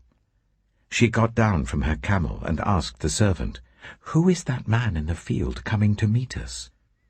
"He is my master," the servant answered. So she took her veil and covered herself. Then the servant told Isaac all he had done. Isaac brought her into the tent of his mother Sarah, and he married Rebekah. So she became his wife, and he loved her. And Isaac was comforted after his mother's death. Genesis chapter 25. Abraham had taken another wife, whose name was Keturah. She bore him Zimran, Jokshan, Medan, Midian, Ishbak, and Shua. Jokshan was the father of Sheba and Dedan. The descendants of Dedan were the Ashurites and Letoshites and the Lumites. The sons of Midian were Ephah, Hanok, Abida, and Eldaah. All these were descendants of Keturah. Abraham left everything he owned to Isaac. But while he was still living, he gave gifts to the sons of his concubines and sent them away from his son Isaac to the land of the east. Abraham lived 175 years. Then Abraham breathed his last and died at a good old age, an old man and full of years, and he was gathered to his people. His sons Isaac and Ishmael buried him in the cave of Machpelah, near Mamre, in the field of Ephron, son of Zohar the Hittite, the field Abraham had bought from the Hittites. There Abraham was buried with his wife Sarah. After Abraham's death, God blessed his son Isaac, who then lived near Beer Lahai-roi. This is the account of the family line of Abraham's son Ishmael, whom Sarah's slave Hagar the Egyptian bore to Abraham. These are the names of the sons of Ishmael, listed in the order of their birth: Nebaioth, the firstborn of Ishmael, Kedah, Adbeel, Mibsam, Mishma, Duma, Massa, Hadad, Tema, Jitor, Nephish, and Kedema. These were the sons of Ishmael, and these are the names of the 12 tribal rulers according to their settlements and camps. Ishmael lived 137 years. He breathed his last and died, and he was gathered to his people. His descendants settled in the area from Havilah to Shur, near the eastern border of Egypt as you go towards Ashur. And they lived in hostility toward all the tribes related to them.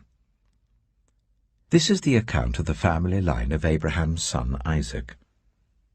Abraham became the father of Isaac, and Isaac was 40 years old when he married Rebekah, daughter of Bethuel the Aramean from Paddan Aram, and sister of Laban the Aramean. Isaac prayed to the Lord on behalf of his wife because she was childless. The Lord answered his prayer, and his wife Rebekah became pregnant. The babies jostled each other within her, and she said, "Why is this happening to me?" So she went to inquire of the Lord. The Lord said to her, "2 nations are in your womb, and 2 peoples from within you will be separated. 1 people will be stronger than the other, and the older will serve the younger." When the time came for her to give birth, there were twin boys in her womb.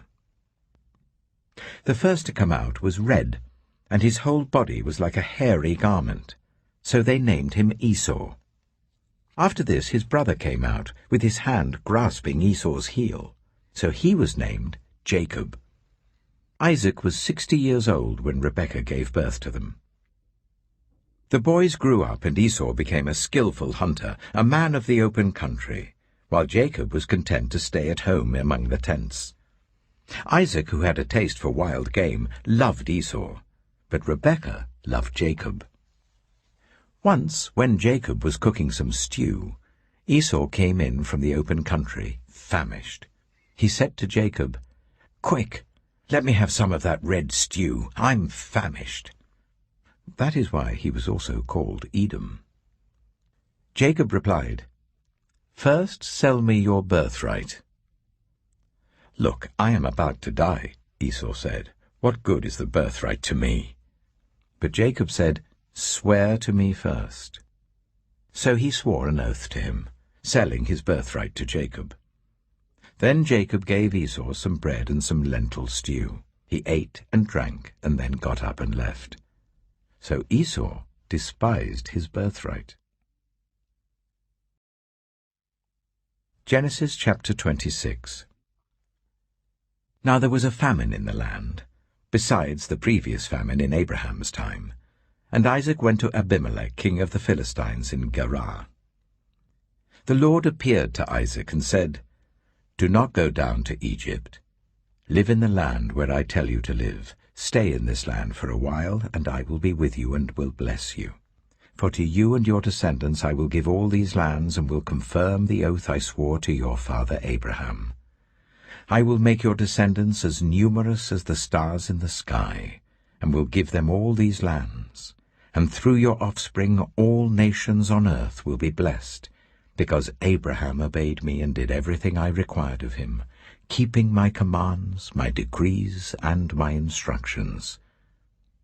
So Isaac stayed in Gerar. When the men of that place asked him about his wife, he said, "She is my sister," because he was afraid to say, "She is my wife." He thought, "The men of this place might kill me on account of Rebekah, because she is beautiful."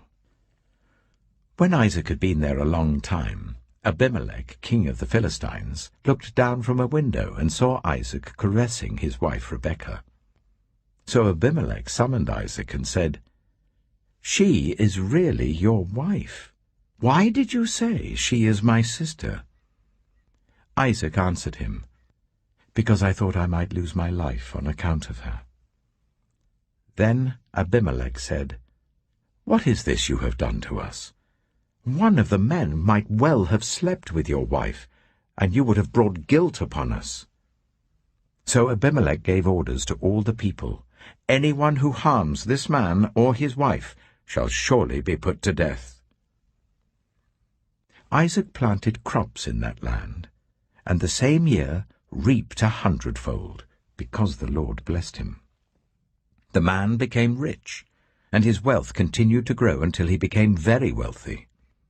He had so many flocks and herds and servants that the Philistines envied him. So all the wells that his father's servants had dug in the time of his father Abraham, the Philistines stopped up, filling them with earth. Then Abimelech said to Isaac, "Move away from us. You have become too powerful for us." So Isaac moved away from there and encamped in the valley of Gerar, where he settled. Isaac reopened the wells that had been dug in the time of his father Abraham, which the Philistines had stopped up after Abraham died, and he gave them the same names his father had given them. Isaac's servants dug in the valley and discovered a well of fresh water there. But the herdsmen of Gerar quarreled with those of Isaac and said, "The water is ours." So he named the well Esek, because they disputed with him. Then they dug another well, but they quarreled over that one also. So he named it Sitnah. He moved from there and dug another well, and no one quarreled over it. He named it Rehoboth, saying, "Now the Lord has given us room, and we will flourish in the land." From there he went up to Beersheba. That night the Lord appeared to him and said, "I am the God of your father Abraham. Do not be afraid, for I am with you. I will bless you and will increase the number of your descendants for the sake of my servant Abraham." Isaac built an altar there and called on the name of the Lord. There he pitched his tent, and there his servants dug a well. Meanwhile, Abimelech had come to him from Gerar with Huzzah, his personal adviser, and Phicol, the commander of his forces. Isaac asked them, "Why have you come to me, since you were hostile to me and sent me away?" They answered, "We saw clearly that the Lord was with you. So we said there ought to be a sworn agreement between us and you. Let us make a treaty with you, that you will do us no harm, just as we did not harm you, but always treated you well and sent you away peacefully. And now you are blessed by the Lord." Isaac then made a feast for them, and they ate and drank.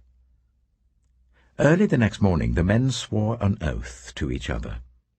Then Isaac sent them on their way, and they went away peacefully.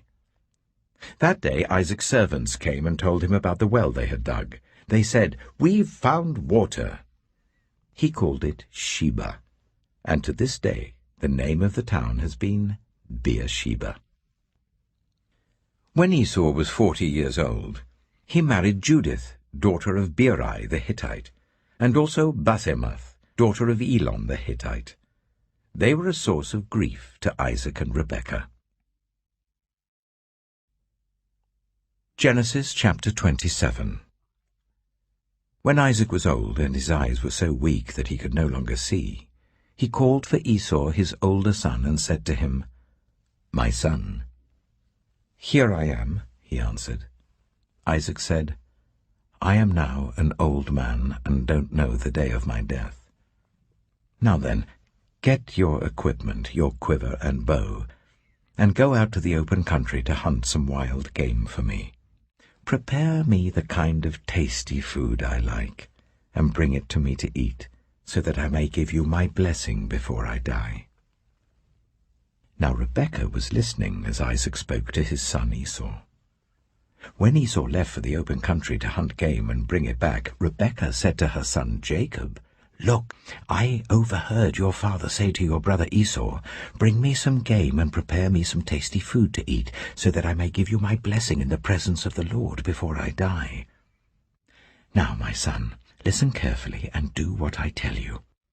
Go out to the flock and bring me 2 choice young goats, so I can prepare some tasty food for your father, just the way he likes it.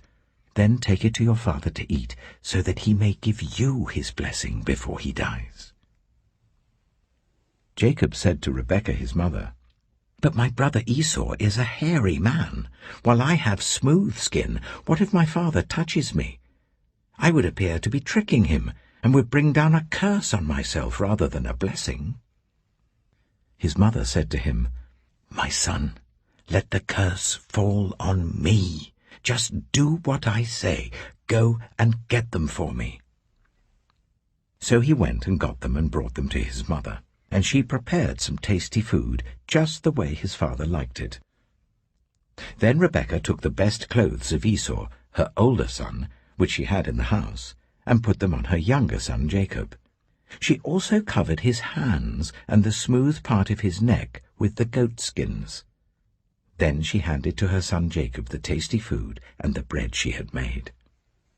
He went to his father and said, "My father?" "Yes, my son," he answered. "Who is it?" Jacob said to his father, "I am Esau, your firstborn. I have done as you told me. Please sit up and eat some of my game, so that you may give me your blessing." Isaac asked his son, "How did you find it so quickly, my son?" "The Lord your God gave me success," he replied. Then Isaac said to Jacob, "Come near so I can touch you, my son, to know whether you really are my son Esau or not." Jacob went close to his father Isaac, who touched him and said, "The voice is the voice of Jacob, but the hands are the hands of Esau." He did not recognize him, for his hands were hairy like those of his brother Esau, so he proceeded to bless him. "Are you really my son Esau?" he asked. "I am," he replied. Then he said, "My son, bring me some of your game to eat, so that I may give you my blessing." Jacob brought it to him, and he ate, and he brought some wine, and he drank. Then his father Isaac said to him, "Come here, my son, and kiss me." So he went to him and kissed him. When Isaac caught the smell of his clothes, he blessed him and said, "Ah, the smell of my son is like the smell of a field that the Lord has blessed. May God give you heaven's dew and earth's richness, an abundance of grain and new wine. May nations serve you and peoples bow down to you. Be lord over your brothers, and may the sons of your mother bow down to you. May those who curse you be cursed, and those who bless you be blessed." After Isaac finished blessing him, and Jacob had scarcely left his father's presence, his brother Esau came in from hunting. He too prepared some tasty food and brought it to his father. Then he said to him, "My father, please sit up and eat some of my game, so that you may give me your blessing." His father Isaac asked him, "Who are you?" "I am your son," he answered, "your firstborn, Esau." Isaac trembled violently and said, "Who was it, then, that hunted game and brought it to me? I ate it just before you came, and I blessed him, and indeed he will be blessed." When Esau heard his father's words, he burst out with a loud and bitter cry, and said to his father, "Bless me, me too, my father." But he said, "Your brother came deceitfully and took your blessing." Esau said, "Isn't he rightly named Jacob? This is the second time he has taken advantage of me. He took my birthright, and now he's taken my blessing." Then he asked, "Haven't you reserved any blessing for me?" Isaac answered Esau, "I have made him lord over you, and have made all his relatives his servants, and I have sustained him with grain and new wine. So what can I possibly do for you, my son?" Esau said to his father, "Do you only have one blessing, my father? Bless me too, my father." Then Esau wept aloud. His father Isaac answered him, "Your dwelling will be away from the earth's richness, away from the dew of heaven above. You will live by the sword, and you will serve your brother. But when you grow restless, you will throw his yoke from off your neck." Esau held a grudge against Jacob because of the blessing his father had given him. He said to himself, "The days of mourning for my father are near. Then I will kill my brother Jacob." When Rebekah was told what her older son Esau had said, she sent for her younger son Jacob and said to him, "Your brother Esau is planning to avenge himself by killing you. Now then, my son, do what I say. Flee at once to my brother Laban in Haran. Stay with him for a while until your brother's fury subsides. When your brother is no longer angry with you and forgets what you did to him, I'll send word for you to come back from there. Why should I lose both of you in one day?" Then Rebekah said to Isaac, "I'm disgusted with living because of these Hittite women. If Jacob takes a wife from among the women of this land, from Hittite women like these, my life will not be worth living." Genesis chapter 28. So Isaac called for Jacob and blessed him. Then he commanded him, "Do not marry a Canaanite woman. Go at once to Paddan Aram, to the house of your mother's father Bethuel. Take a wife for yourself there from among the daughters of Laban, your mother's brother. May God Almighty bless you and make you fruitful and increase your numbers, until you become a community of peoples. May he give you and your descendants the blessing given to Abraham, so that you may take possession of the land where you now reside as a foreigner, the land God gave to Abraham." Then Isaac sent Jacob on his way, and he went to Paddan Aram, to Laban son of Bethuel the Aramean, the brother of Rebekah, who was the mother of Jacob and Esau. Now Esau learned that Isaac had blessed Jacob and had sent him to Paddan Aram to take a wife from there, and that when he blessed him he commanded him, "Do not marry a Canaanite woman," and that Jacob had obeyed his father and mother and had gone to Paddan Aram. Esau then realized how displeasing the Canaanite women were to his father Isaac. So he went to Ishmael and married Mahalath, the sister of Nebaioth, and daughter of Ishmael, son of Abraham, in addition to the wives he already had. Jacob left Beersheba and set out for Haran. When he reached a certain place, he stopped for the night because the sun had set. Taking one of the stones there, he put it under his head and lay down to sleep. He had a dream. in which he saw a stairway resting on the earth with its top reaching to heaven, and the angels of God were ascending and descending on it. There above it stood the Lord, and he said, I am the Lord, the God of your father Abraham and the God of Isaac.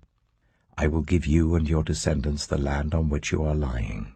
Your descendants will be like the dust of the earth, and you will spread out to the west and to the east, to the north and to the south. All peoples on earth will be blessed through you and your offspring. I am with you and will watch over you wherever you go, and I will bring you back to this land. I will not leave you until I have done what I have promised you. When Jacob awoke from his sleep, he thought, Surely the Lord is in this place, and I was not aware of it. He was afraid and said, How awesome is this place! This is none other than the house of God. This is the gate of heaven. Early the next morning, Jacob took the stone he had placed under his head and set it up as a pillar and poured oil on top of it. He called that place Bethel, though the city used to be called Luz. Then Jacob made a vow, saying, If God will be with me and will watch over me on this journey I am taking, and will give me food to eat and clothes to wear, so that I return safely to my father's household, then the Lord will be my God. And this stone that I have set up as a pillar will be God's house, and of all that you give me, I will give you 1/10. Genesis chapter 29. Then Jacob continued on his journey and came to the land of the eastern peoples. There he saw a well in the open country with 3 flocks of sheep lying near it, because the flocks were watered from that well. The stone over the mouth of the well was large. When all the flocks were gathered there, the shepherds would roll the stone away from the well's mouth and water the sheep. Then they would return the stone to its place over the mouth of the well. Jacob asked the shepherds, My brothers, where are you from? We're from Haran, they replied. He said to them, Do you know Laban, Nahor's grandson? Yes, we know him, they answered. Then Jacob asked them, Is he well? Yes, he is, they said. And here comes his daughter Rachel with the sheep. Look, he said, the sun is still high. It is not time for the flocks to be gathered. Water the sheep and take them back to pasture. We can't, they replied, until all the flocks are gathered and the stone has been rolled away from the mouth of the well. Then we will water the sheep.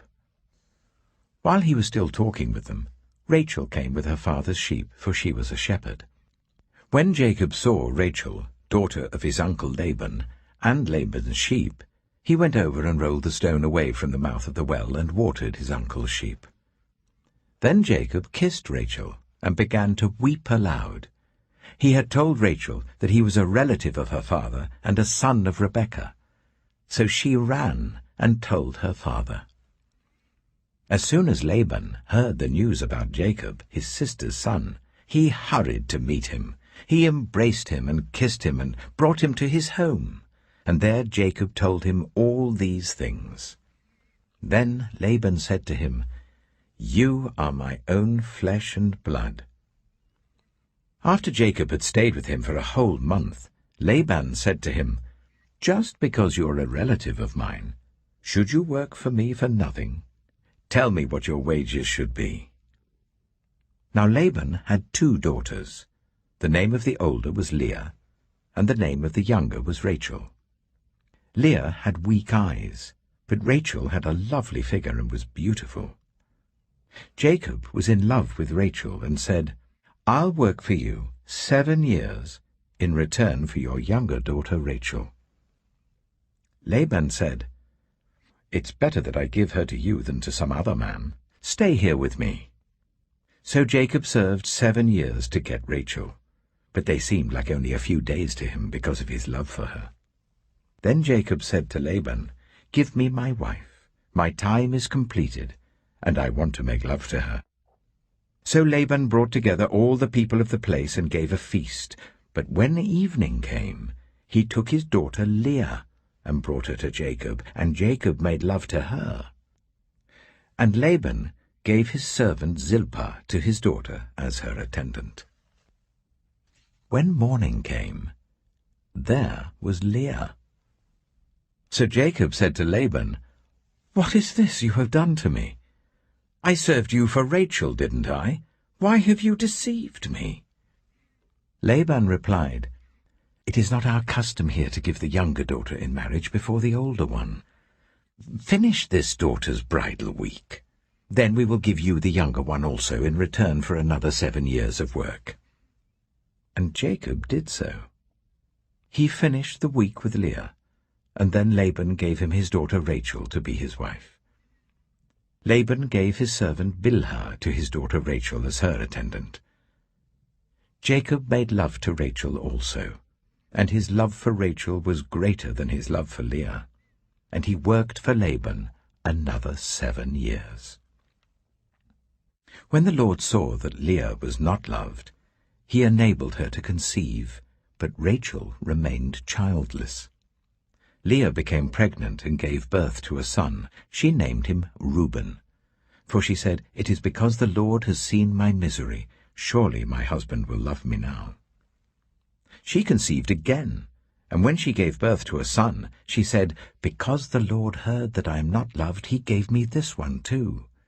So she named him Simeon. Again she conceived, and when she gave birth to a son, she said, "Now at last my husband will become attached to me, because I have borne him 3 sons." So he was named Levi. She conceived again, and when she gave birth to a son, she said, "This time I will praise the Lord." So she named him Judah. Then she stopped having children. Genesis chapter 30. When Rachel saw that she was not bearing Jacob any children, she became jealous of her sister. So she said to Jacob, "Give me children or I'll die." Jacob became angry with her and said, "Am I in the place of God, who has kept you from having children?" Then she said, "Here is Bilhah, my servant. Sleep with her, so that she can bear children for me, and I too can build a family through her." So she gave him her servant Bilhah as a wife. Jacob slept with her, and she became pregnant and bore him a son. Then Rachel said, "God has vindicated me. He has listened to my plea and given me a son." Because of this, she named him Dan. Rachel's servant Bilhah conceived again and bore Jacob a second son. Then Rachel said, "I have had a great struggle with my sister, and I have won." So she named him Naphtali. When Leah saw that she had stopped having children, she took her servant Zilpah and gave her to Jacob as a wife. Leah's servant Zilpah bore Jacob a son. Then Leah said, "What good fortune!" So she named him Gad. Leah's servant Zilpah bore Jacob a second son. Then Leah said, "How happy I am! The women will call me happy." So she named him Asher. During wheat harvest, Reuben went out into the fields and found some mandrake plants, which he brought to his mother Leah. Rachel said to Leah, "Please give me some of your son's mandrakes." But she said to her, "Wasn't it enough that you took away my husband? Will you take my son's mandrakes too?" "Very well," Rachel said. "He can sleep with you tonight in return for your son's mandrakes." So when Jacob came in from the fields that evening, Leah went out to meet him. "You must sleep with me," she said. "I have hired you with my son's mandrakes." So he slept with her that night. God listened to Leah, and she became pregnant and bore Jacob a 5th son. Then Leah said, "God has rewarded me for giving my servant to my husband." So she named him Issachar. Leah conceived again and bore Jacob a 6th son. Then Leah said, "God has presented me with a precious gift. This time my husband will treat me with honor because I have borne him 6 sons." So she named him Zebulun. Some time later she gave birth to a daughter and named her Dinah. Then God remembered Rachel. He listened to her and enabled her to conceive. She became pregnant and gave birth to a son, and said, "God has taken away my disgrace." She named him Joseph, and said, "May the Lord add to me another son." After Rachel gave birth to Joseph, Jacob said to Laban, "Send me on my way so I can go back to my own homeland. Give me my wives and children for whom I have served you, and I will be on my way. You know how much work I've done for you." But Laban said to him, "If I have found favor in your eyes, please stay. I have learned by divination that the Lord has blessed me because of you." He added, "Name your wages, and I will pay them." Jacob said to him, "You know how I have worked for you, and how your livestock has fared under my care. The little you had before I came has increased greatly, and the Lord has blessed you wherever I have been. But now, when may I do something for my own household?" "What shall I give you?" he asked. "Don't give me anything," Jacob replied. "But if you will do this one thing for me, I will go on tending your flocks and watching over them. Let me go through all your flocks today and remove from them every speckled or spotted sheep, every dark-colored lamb, and every spotted or speckled goat. They will be my wages. And my honesty will testify for me in the future, whenever you check on the wages you have paid me. Any goat in my possession that is not speckled or spotted, or any lamb that is not dark-colored, will be considered stolen." "Agreed," said Laban. "Let it be as you have said." That same day he removed all the male goats that were streaked or spotted, and all the speckled or spotted female goats, all that had white on them, and all the dark-colored lambs, and he placed them in the care of his sons. Then he put a 3-day journey between himself and Jacob, while Jacob continued to tend the rest of Laban's flocks. Jacob, however, took fresh-cut branches from poplar, almond, and plane trees, and made white stripes on them by peeling the bark and exposing the white inner wood of the branches. Then he placed the peeled branches in all the watering troughs, so that they would be directly in front of the flocks when they came to drink. When the flocks were in heat and came to drink, they mated in front of the branches, and they bore young that were streaked or speckled or spotted. Jacob set apart the young of the flock by themselves, but made the rest face the streaked and dark-colored animals that belonged to Laban. Thus he made separate flocks for himself, and did not put them with Laban's animals. Whenever the stronger females were in heat, Jacob would place the branches in the troughs in front of the animals, so that they would mate near the branches. But if the animals were weak, he would not place them there. So the weak animals went to Laban, and the strong ones went to Jacob. In this way the man grew exceedingly prosperous, and came to own large flocks and female and male servants, and camels and donkeys. Genesis chapter 31. Jacob heard that Laban's sons were saying, "Jacob has taken everything our father owned, and has gained all this wealth from what belonged to our father." And Jacob noticed that Laban's attitude toward him was not what it had been. Then the Lord said to Jacob, "Go back to the land of your fathers and to your relatives, and I will be with you." So Jacob sent word to Rachel and Leah to come out to the fields where his flocks were. He said to them, "I see that your father's attitude towards me is not what it was before, but the God of my father has been with me. You know that I've worked for your father with all my strength. Yet your father has cheated me by changing my wages 10 times. However, God has not allowed him to harm me. If he said, the speckled ones will be your wages. Then all the flocks gave birth to speckled young. And if he said, the streaked ones will be your wages, then all the flocks bore streaked young. So God has taken away your father's livestock and has given them to me. In breeding season I once had a dream, in which I looked up and saw that the male goats mating with the flock were streaked, speckled, or spotted. The angel of God said to me in the dream, Jacob. I answered, Here I am. And he said, Look up and see that all the male goats mating with the flock are streaked, speckled, or spotted, for I have seen all that Laban has been doing to you. I am the God of Bethel, where you anointed a pillar and where you made a vow to me. Now leave this land at once and go back to your native land. Then Rachel and Leah replied, Do we still have any share in the inheritance of our father's estate? Does he not regard us as foreigners?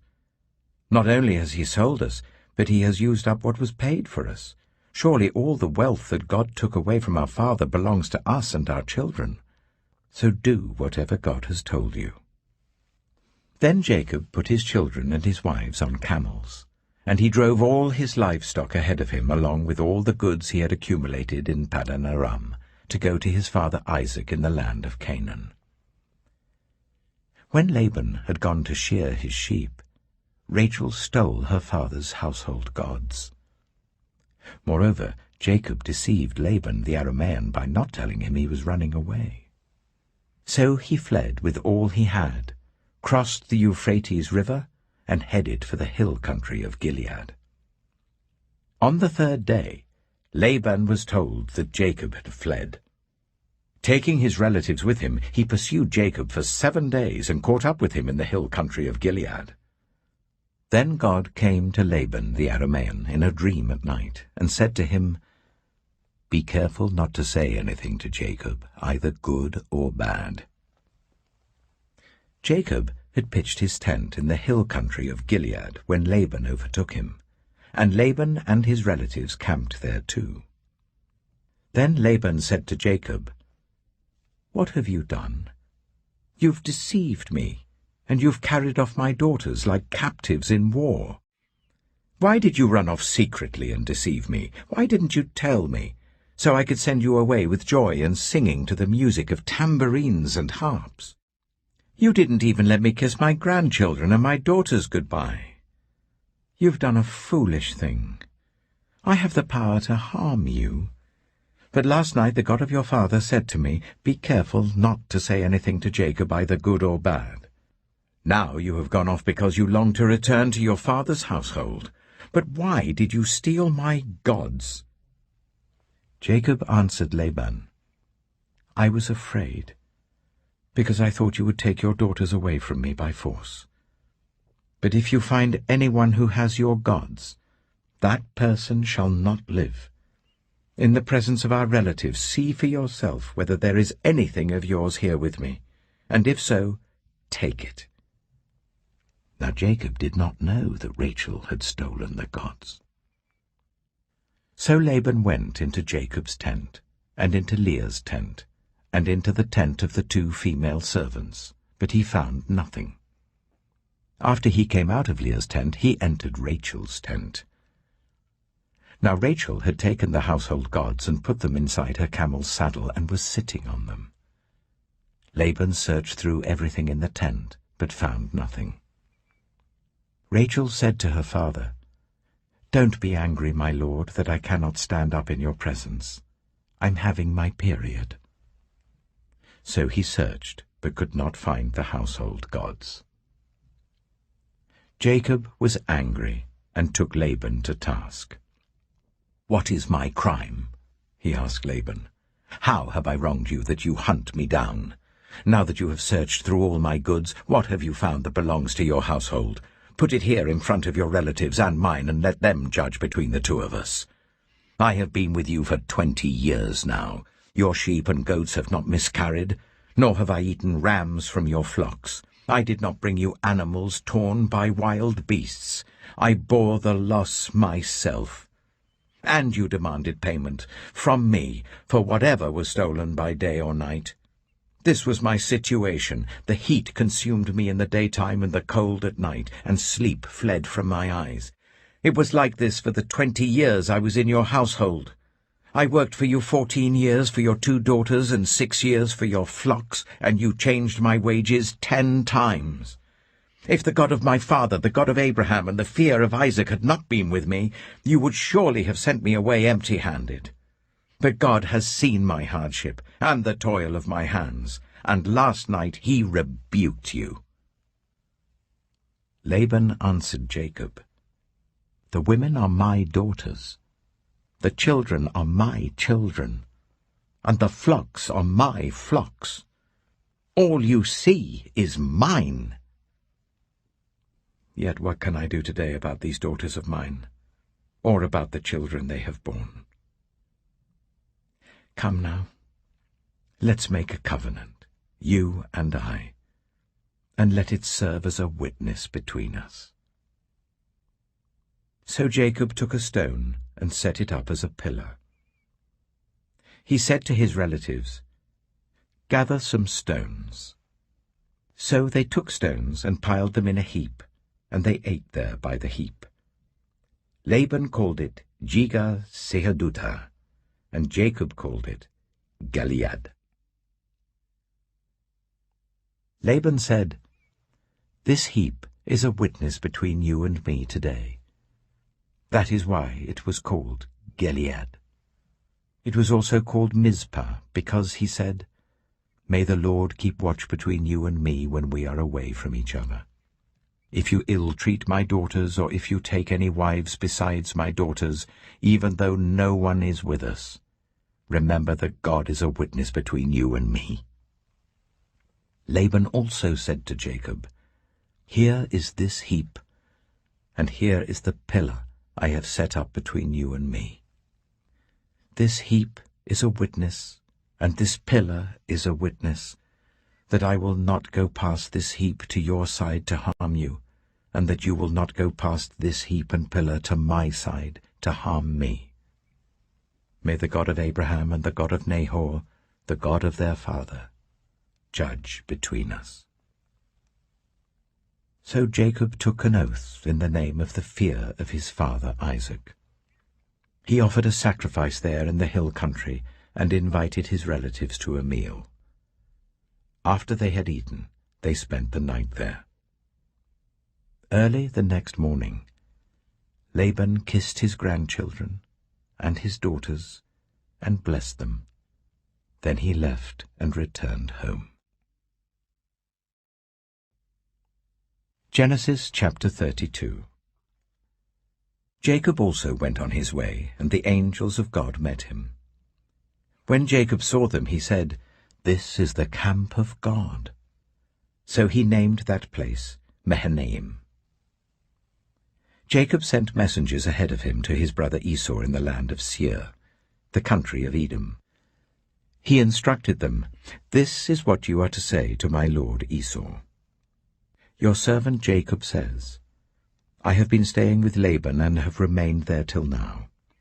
I have cattle and donkeys, sheep and goats, male and female servants.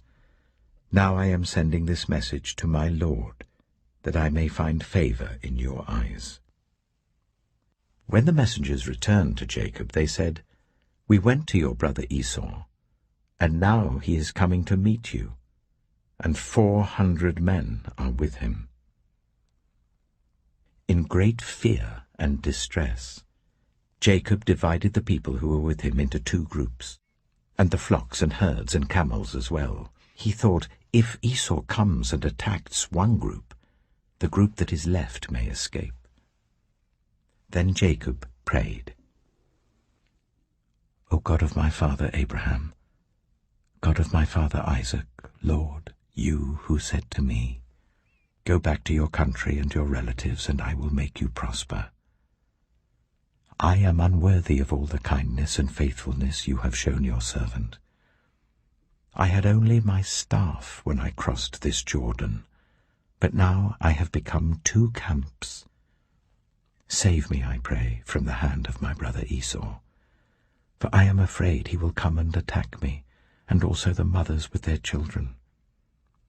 But you have said, I will surely make you prosper, and will make your descendants like the sand of the sea, which cannot be counted."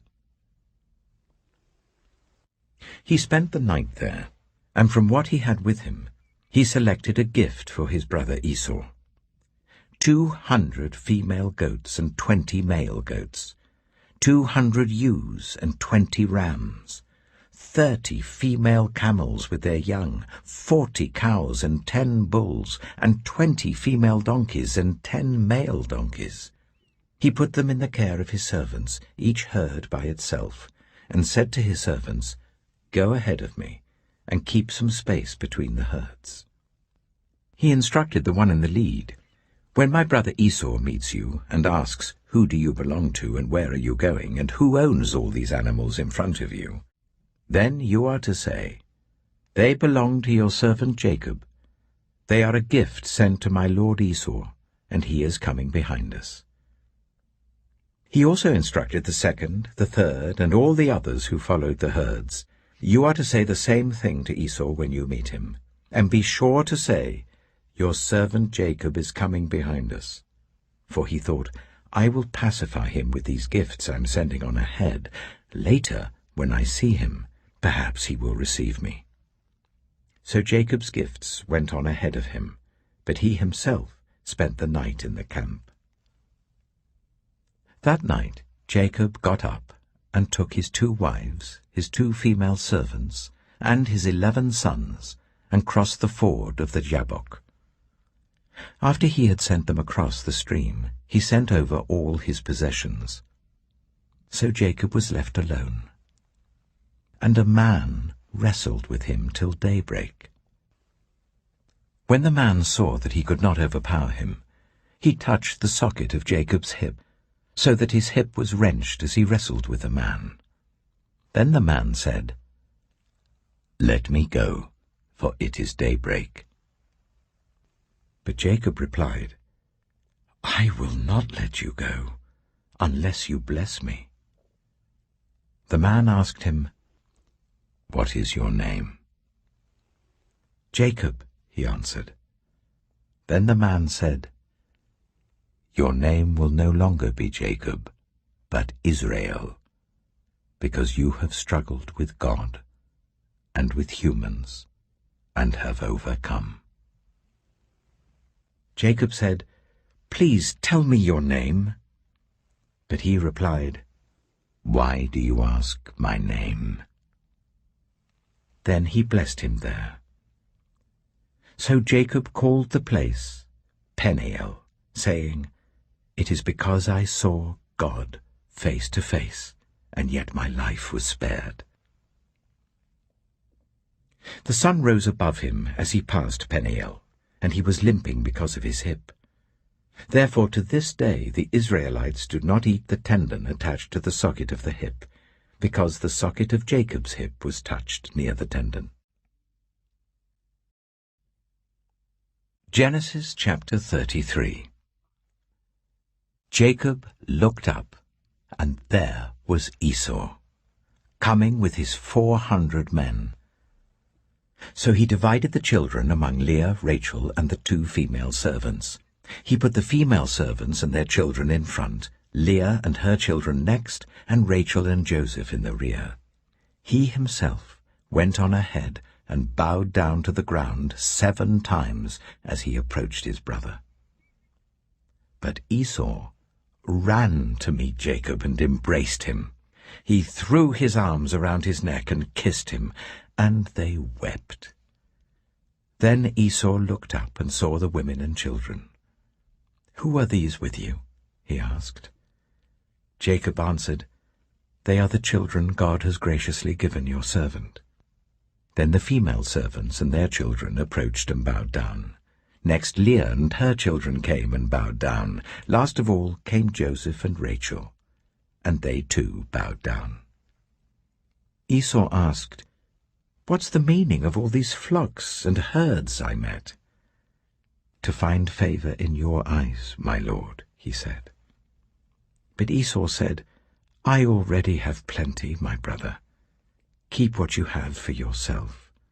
No, please, said Jacob. If I have found favor in your eyes, accept this gift from me. For to see your face is like seeing the face of God now that you have received me favorably. Please accept the present that was brought to you, for God has been gracious to me, and I have all I need. And because Jacob insisted, Esau accepted it. Then Esau said, Let us be on our way. I'll accompany you.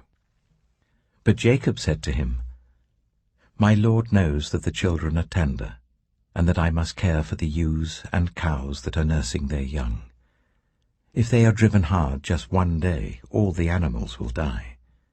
So let my Lord go on ahead of his servant while I move along slowly at the pace of the flocks and herds before me, and the pace of the children, until I come to my Lord in Seir.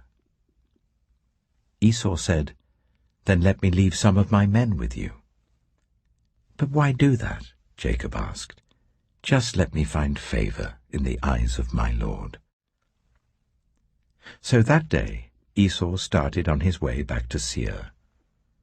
Jacob, however, went to Succoth, where he built a place for himself and made shelters for his livestock. That is why the place is called Succoth. After Jacob came from Paddan Aram, he arrived safely at the city of Shechem in Canaan, and camped within sight of the city. For 100 pieces of silver he bought from the sons of Hamor, the father of Shechem, the plot of ground where he pitched his tent. There he set up an altar, and called it El Elohe Israel. Genesis chapter 34. Now Dinah, the daughter Leah had borne to Jacob, went out to visit the women of the land. When Shechem, son of Hamor the Hivite, the ruler of that area, saw her, he took her and raped her. His heart was drawn to Dinah, daughter of Jacob. He loved the young woman and spoke tenderly to her. And Shechem said to his father Hamor, Get me this girl as my wife. When Jacob heard that his daughter Dinah had been defiled, his sons were in the fields with his livestock, so he did nothing about it until they came home.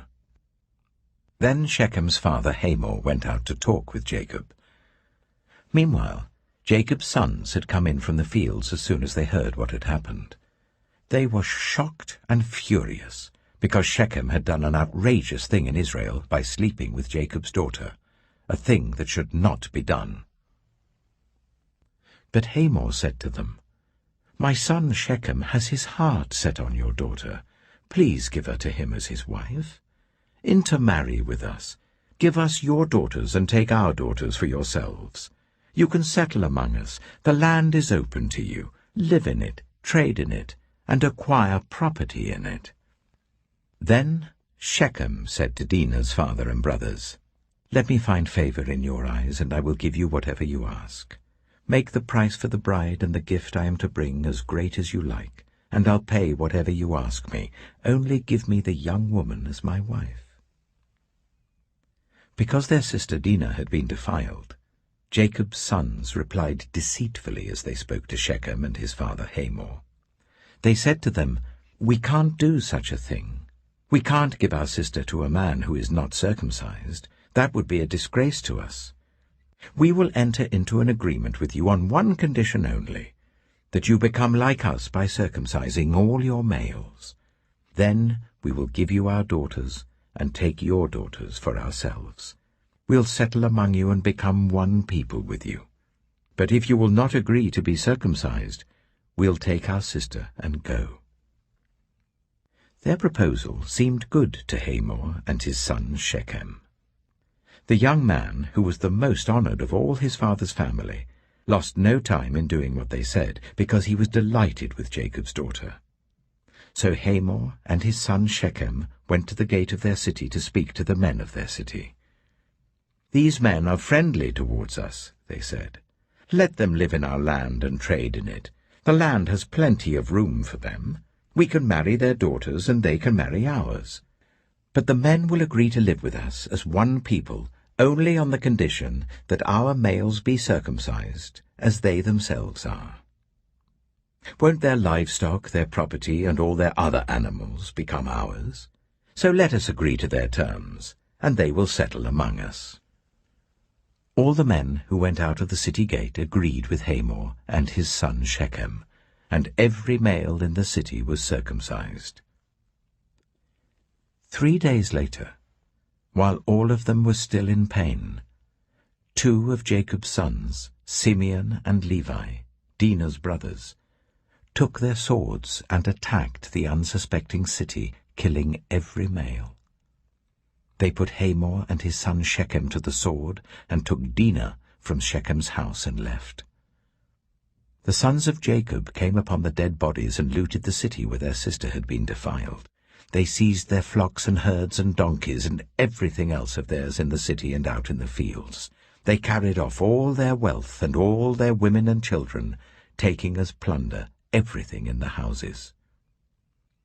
Then Jacob said to Simeon and Levi, "You have brought trouble on me by making me obnoxious to the Canaanites and the Perizzites, the people living in this land.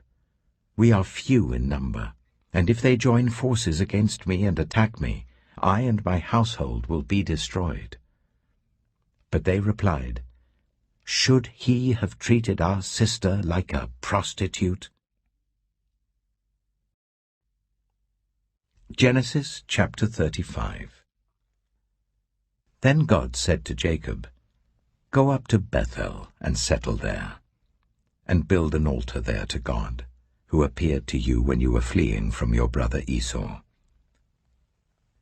So Jacob said to his household and to all who were with him, "Get rid of the foreign gods you have with you, and purify yourselves and change your clothes. Then come, let us go up to Bethel, where I will build an altar to God, who answered me in the day of my distress, and who has been with me wherever I have gone." So they gave Jacob all the foreign gods they had, and the rings in their ears, and Jacob buried them under the oak at Shechem. Then they set out, and the terror of God fell on the towns all around them, so that no one pursued them. Jacob and all the people with him came to Luz, that is Bethel, in the land of Canaan. There he built an altar, and he called the place El Bethel, because it was there that God revealed himself to him when he was fleeing from his brother. Now Deborah, Rebekah's nurse, died, and was buried under the oak outside Bethel. So it was named Allon Bacuth. After Jacob returned from Paddan Aram, God appeared to him again and blessed him. God said to him, "Your name is Jacob, but you will no longer be called Jacob. Your name will be Israel." So he named him Israel. And God said to him, "I am God Almighty. Be fruitful and increase in number. A nation and a community of nations will come from you, and kings will be among your descendants. The land I gave to Abraham and Isaac I also give to you, and I will give this land to your descendants after you." Then God went up from him at the place where he had talked with him. Jacob set up a stone pillar at the place where God had talked with him, and he poured out a drink offering on it. He also poured oil on it. Jacob called the place where God had talked with him Bethel. Then they moved on from Bethel. While they were still some distance from Ephraim, Rachel began to give birth and had great difficulty. And as she was having great difficulty in childbirth, the midwife said to her, "Don't despair, for you have another son." As she breathed her last, for she was dying, she named her son Ben-Oni, but his father named him Benjamin. So Rachel died, and was buried on the way to Ephraim, that is Bethlehem. Over her tomb Jacob set up a pillar, and to this day that pillar marks Rachel's tomb. Israel moved on again and pitched his tent beyond Migdal Eder. While Israel was living in that region, Reuben went in and slept with his father's concubine Bilhah, and Israel heard of it. Jacob had 12 sons. The sons of Leah: Reuben, the firstborn of Jacob, Simeon, Levi, Judah, Issachar, and Zebulun. The sons of Rachel: Joseph and Benjamin.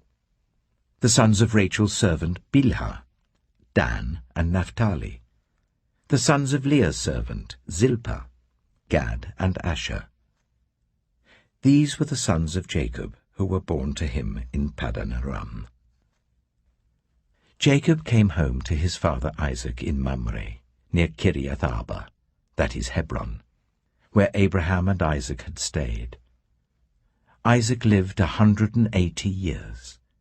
Then he breathed his last and died, and was gathered to his people, old and full of years. And his sons Esau and Jacob buried him. Genesis chapter 36. This is the account of the family line of Esau, that is, Edom. Esau took his wives from the women of Canaan: Adah, daughter of Elon the Hittite, and Aholibamah, daughter of Anah and granddaughter of Zibeon the Hittite, and Basemath, daughter of Ishmael and sister of Nebaioth. Adah bore Eliphaz to Esau, Basemath bore Ruel, and Aholibamah bore Jeush, Jalam, and Korah. These were the sons of Esau who were born to him in Canaan. Esau took his wives and sons and daughters and all the members of his household, as well as his livestock and all his other animals and all the goods he had acquired in Canaan, and moved to a land some distance from his brother Jacob. Their possessions were too great for them to remain together. The land where they were staying could not support them both because of their livestock. So Esau, that is Edom, settled in the hill country of Seir. This is the account of the family line of Esau, the father of the Edomites, in the hill country of Seir. These are the names of Esau's sons: Eliphaz, the son of Esau's wife Adah, and Ruel, the son of Esau's wife Basemath. The sons of Eliphaz: Teman, Omar, Zepho, Getim, and Kenaz. Esau's son Eliphaz also had a concubine named Timnah, who bore him Amalek.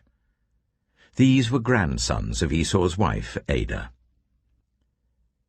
The sons of Ruel: Nahath, Zerah, Shammah, and Mitzah. These were grandsons of Esau's wife Basemath. The sons of Esau's wife Aholibamah, daughter of Anah and granddaughter of Zibeon, whom she bore to Esau: Jeush, Jalam, and Korah. These were the chiefs among Esau's descendants. The sons of Eliphaz, the firstborn of Esau: chiefs Teman, Omar, Zepho, Kenaz, Korah, Getim, and Amalek. These were the chiefs descended from Eliphaz in Edom. They were grandsons of Adah. The sons of Esau's son Ruel: chiefs Nahath, Zerah, Shammah, and Mitzah. These were the chiefs descended from Ruel in Edom. They were grandsons of Esau's wife Basemath. The sons of Esau's wife Aholibamah: chiefs Jeush, Jalam, and Korah. These were the chiefs descended from Esau's wife Aholibamah, daughter of Anah. These were the sons of Esau, that is Edom, and these were their chiefs. These were the sons of Seir the Horite, who were living in the region: Lotan, Shobal, Zibeon, Anah, Dishon, Ezer, and Dishan. These sons of Seir in Edom were Horite chiefs. The sons of Lotan: Horai and Homam. Timnah was Lotan's sister. The sons of Shobal: Alvan, Manahath, Ebal, Shapho, and Onam. The sons of Zibeon: Ea and Ana. This is the Ana who discovered the hot springs in the desert while he was grazing the donkeys of his father Zibeon. The children of Ana, Dishon and Aholibama, daughter of Ana. The sons of Dishon, Hemdan, Eshban, Ithran, and Kiran. The sons of Ezer, Bilhan, Zevan, and Achan. The sons of Dishan, Az and Aran. These were the Horite chiefs: Lotan, Shobal, Zibeon, Ana, Dishon, Ezer, and Dishan. These were the Horite chiefs according to their divisions in the land of Seir. These were the kings who reigned in Edom before any Israelite king reigned. Bela, son of Beor, became king of Edom. His city was named Dinhabah. When Bela died, Jobab, son of Zerah from Bozrah, succeeded him as king. When Jobab died, Husham from the land of the Tammanites succeeded him as king. When Husham died, Hadad, son of Bedad, who defeated Midian in the country of Moab, succeeded him as king. His city was named Avith. When Hadad died, Samlah from Masrekah succeeded him as king. When Samlah died, Shaul from Rehoboth on the river succeeded him as king. When Shaul died, Baal-Hanan, son of Akbor, succeeded him as king. When Baal-Hanan, son of Akbor, died, Hadad succeeded him as king.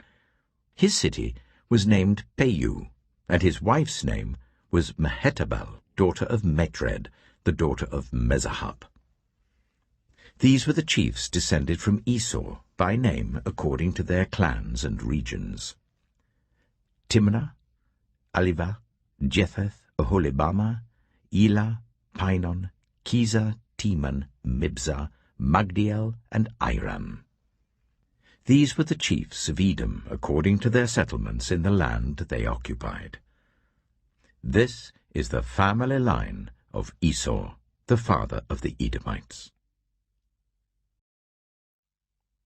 Genesis chapter 37. Jacob lived in the land where his father had stayed, the land of Canaan. This is the account of Jacob's family line.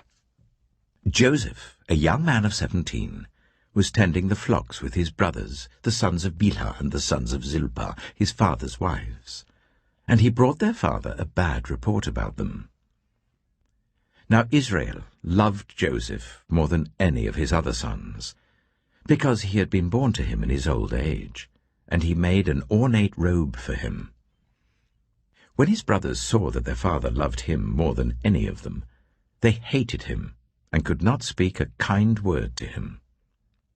Joseph had a dream, and when he told it to his brothers, they hated him all the more. He said to them, "Listen to this dream I had. We were binding sheaves of corn out in the field, when suddenly my sheaf rose and stood upright, while your sheaves gathered round mine and bowed down to it." His brothers said to him, "Do you intend to reign over us? Will you actually rule us?" And they hated him all the more because of his dream and what he had said. Then he had another dream, and he told it to his brothers. "Listen," he said, "I had another dream, and this time the sun and moon and 11 stars were bowing down to me." When he told his father as well as his brothers, his father rebuked him and said, "What is this dream you had? Will your mother and I and your brothers actually come and bow down to the ground before you?" His brothers were jealous of him, but his father kept the matter in mind. Now his brothers had gone to graze their father's flocks near Shechem, and Israel said to Joseph, "As you know, your brothers are grazing the flocks near Shechem. Come, I'm going to send you to them." "Very well," he replied. So he said to him, "Go and see if all is well with your brothers and with the flocks, and bring word back to me." Then he sent him off from the valley of Hebron. When Joseph arrived at Shechem, a man found him wandering around in the fields and asked him, "What are you looking for?" He replied, "I'm looking for my brothers. Can you tell me where they are grazing their flocks?" "They've moved on from here," the man answered. I heard them say, 'Let's go to Dothan.' So Joseph went after his brothers and found them near Dothan. But they saw him in the distance, and before he reached them they plotted to kill him. 'Here comes that dreamer,' they said to each other. 'Come now, let's kill him and throw him into one of these cisterns, and say that a ferocious animal devoured him. Then we'll see what comes of his dreams.' When Reuben heard this, he tried to rescue him from their hands. 'Let's not take his life,' he said. 'Don't shed any blood. Throw him into this cistern here in the wilderness, but don't lay a hand on him.' Reuben said this to rescue him from them and take him back to his father.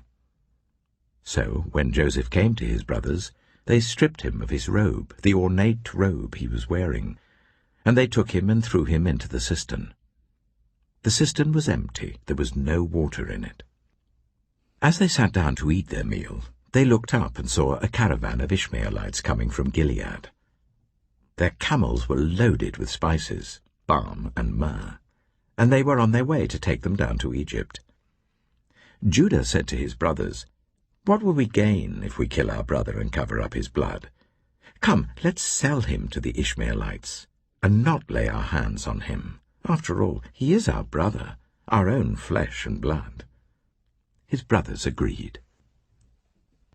So when the Midianite merchants came by, his brothers pulled Joseph up out of the cistern and sold him for 20 shekels of silver to the Ishmaelites, who took him to Egypt. When Reuben returned to the cistern and saw that Joseph was not there, he tore his clothes. He went back to his brothers and said, "The boy isn't there. Where can I turn now?" Then they got Joseph's robe, slaughtered a goat and dipped the robe in the blood. They took the ornate robe back to their father and said, "We found this. Examine it to see whether it is your son's robe." He recognized it and said, "It is my son's robe. Some ferocious animal has devoured him. Joseph has surely been torn to pieces." Then Jacob tore his clothes, put on sackcloth, and mourned for his son many days. All his sons and daughters came to comfort him, but he refused to be comforted. "No," he said, "I will continue to mourn until I join my son in the grave." So his father wept for him. Meanwhile, the Midianites sold Joseph in Egypt to Potiphar, one of Pharaoh's officials, the captain of the guard. Genesis chapter 38. At that time, Judah left his brothers and went down to stay with a man of Adullam named Hira. There Judah met the daughter of a Canaanite man named Shua. He married her and made love to her. She became pregnant and gave birth to a son, who was named She conceived again and gave birth to a son and named him Onan. She gave birth to still another son, and named him Shelah. It was at Kisib that she gave birth to him. Judah got a wife for his firstborn, and her name was Tamar. But Judah's firstborn, was wicked in the Lord's sight, so the Lord put him to death. Then Judah said to Onan, "Sleep with your brother's wife, and fulfill your duty to her as a brother-in-law to raise up offspring for your brother." But Onan knew that the child would not be his. So whenever he slept with his brother's wife, he spilled his semen on the ground to avoid providing offspring for his brother. What he did was wicked in the Lord's sight, so the Lord put him to death also. Judah then said to his daughter-in-law Tamar, "Live as a widow in your father's household until my son Shelah grows up." For he thought, "He may die too, just like his brothers." So Tamar went to live in her father's household. After a long time, Judah's wife, the daughter of Shua, died. When Judah had recovered from his grief, he went up to Timnah to the men who were shearing his sheep, and his friend Hira the Adullamite went with him. When Tamar was told, "Your father-in-law is on his way to Timnah to shear his sheep," she took off her widow's clothes, covered herself with a veil to disguise herself, and then sat down at the entrance to Enaim, which is on the road to Timnah, for she saw that though Shelah had now grown up, she had not been given to him as his wife. When Judah saw her, he thought she was a prostitute, for she had covered her face. Not realizing that she was his daughter-in-law, he went over to her by the roadside and said, "Come now, let me sleep with you." "And what will you give me to sleep with you?" she asked. "I'll send you a young goat from my flock," he said. "Will you give me something as a pledge until you send it?" she asked. He said, "What pledge should I give you?" "Your seal and its cord and the staff in your hand," she answered. So he gave them to her and slept with her, and she became pregnant by him. After she left, she took off her veil and put on her widow's clothes again. Meanwhile Judah sent the young goat by his friend the Adullamite in order to get his pledge back from the woman, but he did not find her. He asked the men who lived there, "Where is the shrine prostitute who was beside the road at Enaim?" "There hasn't been any shrine prostitute here," they said. So he went back to Judah and said, "I didn't find her. Besides, the men who lived there said, 'There hasn't been any shrine prostitute here.'" Then Judah said, "Let her keep what she has, or we will become a laughingstock. After all, I did send her this young goat, but you didn't find her." About 3 months later, Judah was told, "Your daughter-in-law Tamar is guilty of prostitution, and as a result she is now pregnant." Judah said, "Bring her out, and let her be burned to death." As she was being brought out, she sent a message to her father-in-law. "I am pregnant by the man who owns these," she said. And she added, "See if you recognize whose seal and cord and staff these are." Judah recognized them and said, "She is more righteous than I, since I wouldn't give her to my son Shelah." And he did not sleep with her again. When the time came for her to give birth, there were twin boys in her womb. As she was giving birth, one of them put out his hand. So the midwife took a scarlet thread and tied it on his wrist and said, "This one came out first." But when he drew back his hand, his brother came out, and she said, "So this is how you have broken out." And he was named Perez. Then his brother, who had the scarlet thread on his wrist, came out, and he was named Zerah. Genesis chapter 39. Now Joseph had been taken down to Egypt. Potiphar, an Egyptian who was one of Pharaoh's officials, the captain of the guard, bought him from the Ishmaelites who had taken him there. The Lord was with Joseph, so that he prospered, and he lived in the house of his Egyptian master. When his master saw that the Lord was with him, and that the Lord gave him success in everything he did, Joseph found favor in his eyes and became his attendant. Potiphar put him in charge of his household, and he entrusted to his care everything he owned. From the time he put him in charge of his household and of all that he owned, the Lord blessed the household of the Egyptian because of Joseph.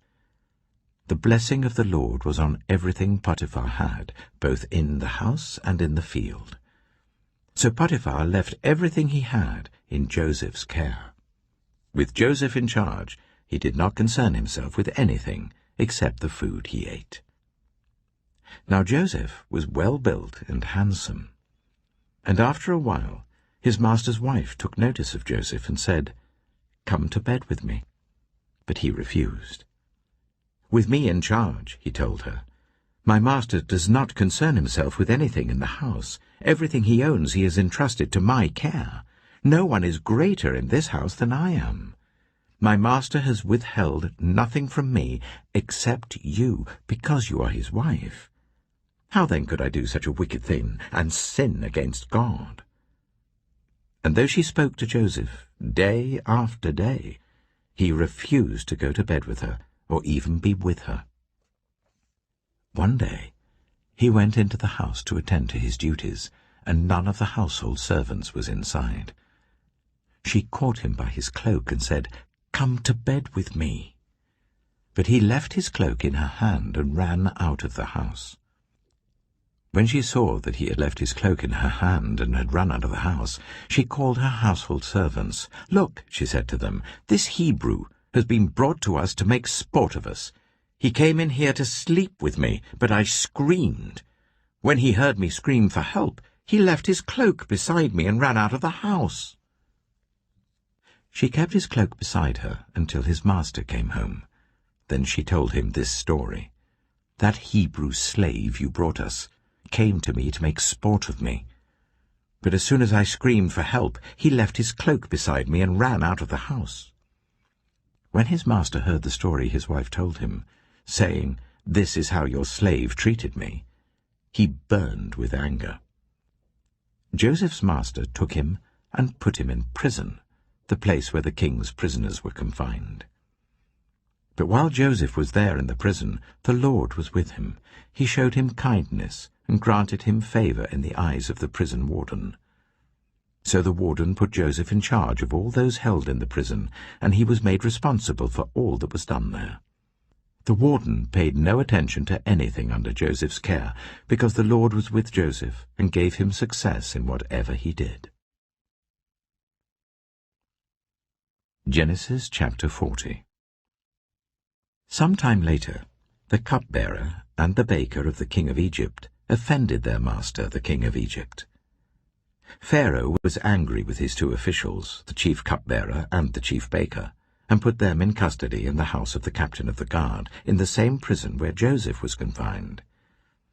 The captain of the guard assigned them to Joseph, and he attended them. After they had been in custody for some time, each of the two men, the cupbearer and the baker of the king of Egypt, who were being held in prison, had a dream the same night, and each dream had a meaning of its own. When Joseph came to them the next morning, he saw that they were dejected. So he asked Pharaoh's officials, who were in custody with him in his master's house, "Why do you look so sad today?" "We both had dreams," they answered, "but there is no one to interpret them." Then Joseph said to them, "Do not interpretations belong to God? Tell me your dreams." So the chief cupbearer told Joseph his dream. He said to him, "In my dream I saw a vine in front of me, and on the vine were 3 branches. As soon as it budded, it blossomed, and its clusters ripened into grapes. Pharaoh's cup was in my hand, and I took the grapes, squeezed them into Pharaoh's cup, and put the cup in his hand." "This is what it means," Joseph said to him. "The 3 branches are 3 days. Within 3 days, Pharaoh will lift up your head and restore you to your position, and you will put Pharaoh's cup in his hand, just as you used to do when you were his cupbearer. But when all goes well with you, remember me and show me kindness. Mention me to Pharaoh and get me out of this prison. I was forcibly carried off from the land of the Hebrews, and even here I've done nothing to deserve being put in a dungeon." When the chief baker saw that Joseph had given a favorable interpretation, he said to Joseph, "I too had a dream. On my head were 3 baskets of bread. In the top basket were all kinds of baked goods for Pharaoh, but the birds were eating them out of the basket on my head." "This is what it means," Joseph said. "The 3 baskets are 3 days. Within 3 days, Pharaoh will lift off your head and impale your body on a pole, and the birds will eat away your flesh." Now the 3rd day was Pharaoh's birthday, and he gave a feast for all his officials. He lifted up the heads of the chief cupbearer and the chief baker in the presence of his officials. He restored the chief cupbearer to his position, so that he once again put the cup into Pharaoh's hand. But he impaled the chief baker, just as Joseph had said to them in his interpretation. The chief cupbearer, however, did not remember Joseph. He forgot him. Genesis chapter 41. When 2 full years had passed, Pharaoh had a dream. He was standing by the Nile, when out of the river there came up 7 cows, sleek and fat, and they grazed among the reeds. After them 7 other cows, ugly and gaunt, came up out of the Nile and stood beside those on the river bank. And the cows that were ugly and gaunt ate up the 7 sleek, fat cows. Then Pharaoh woke up. He fell asleep again and had a second dream. 7 ears of corn, healthy and good, were growing on a single stalk. After them 7 other ears of corn sprouted, thin and scorched by the east wind. The thin ears of corn swallowed up the 7 healthy, full ears. Then Pharaoh woke up. It had been a dream. In the morning his mind was troubled, so he sent for all the magicians and wise men of Egypt. Pharaoh told them his dreams, but no one could interpret them for him. Then the chief cupbearers said to Pharaoh, "Today I'm reminded of my shortcomings. Pharaoh was once angry with his servants, and he imprisoned me and the chief baker in the house of the captain of the guard. Each of us had a dream the same night, and each dream had a meaning of its own. Now a young Hebrew was there with us, a servant of the captain of the guard. We told him our dreams, and he interpreted them for us, giving each man the interpretation of his dream. And things turned out exactly as he interpreted them to us. I was restored to my position, and the other man was impaled." So Pharaoh sent for Joseph, and he was quickly brought from the dungeon. When he had shaved and changed his clothes, he came before Pharaoh. Pharaoh said to Joseph, "I had a dream, and no one can interpret it. But I have heard it said of you that when you hear a dream, you can interpret it." "I cannot do it," Joseph replied to Pharaoh. "But God will give Pharaoh the answer he desires." Then Pharaoh said to Joseph, "In my dream I was standing on the bank of the Nile. When out of the river there came up 7 cows, fat and sleek, and they grazed among the reeds. After them 7 other cows came up, scrawny and very ugly and lean. I had never seen such ugly cows in all the land of Egypt. The lean, ugly cows ate up the 7 fat cows that came up first. But even after they ate them, no one could tell that they had done so. They looked just as ugly as before. Then I woke up. In my dream I saw 7 ears of corn, full and good, growing on a single stalk. After them 7 other ears sprouted, withered and thin and scorched by the east wind. The thin ears of corn swallowed up the 7 good ears. I told this to the magicians, but none of them could explain it to me." Then Joseph said to Pharaoh, "The dreams of Pharaoh are one and the same. God has revealed to Pharaoh what he is about to do. The 7 good cows are 7 years, and the 7 good ears of corn are 7 years. It is one and the same dream. The 7 lean, ugly cows that came up afterward are 7 years, and so are the 7 worthless ears of corn scorched by the east wind. They are 7 years of famine. It is just as I said to Pharaoh. God has shown Pharaoh what he is about to do. 7 years of great abundance are coming throughout the land of Egypt, but 7 years of famine will follow them.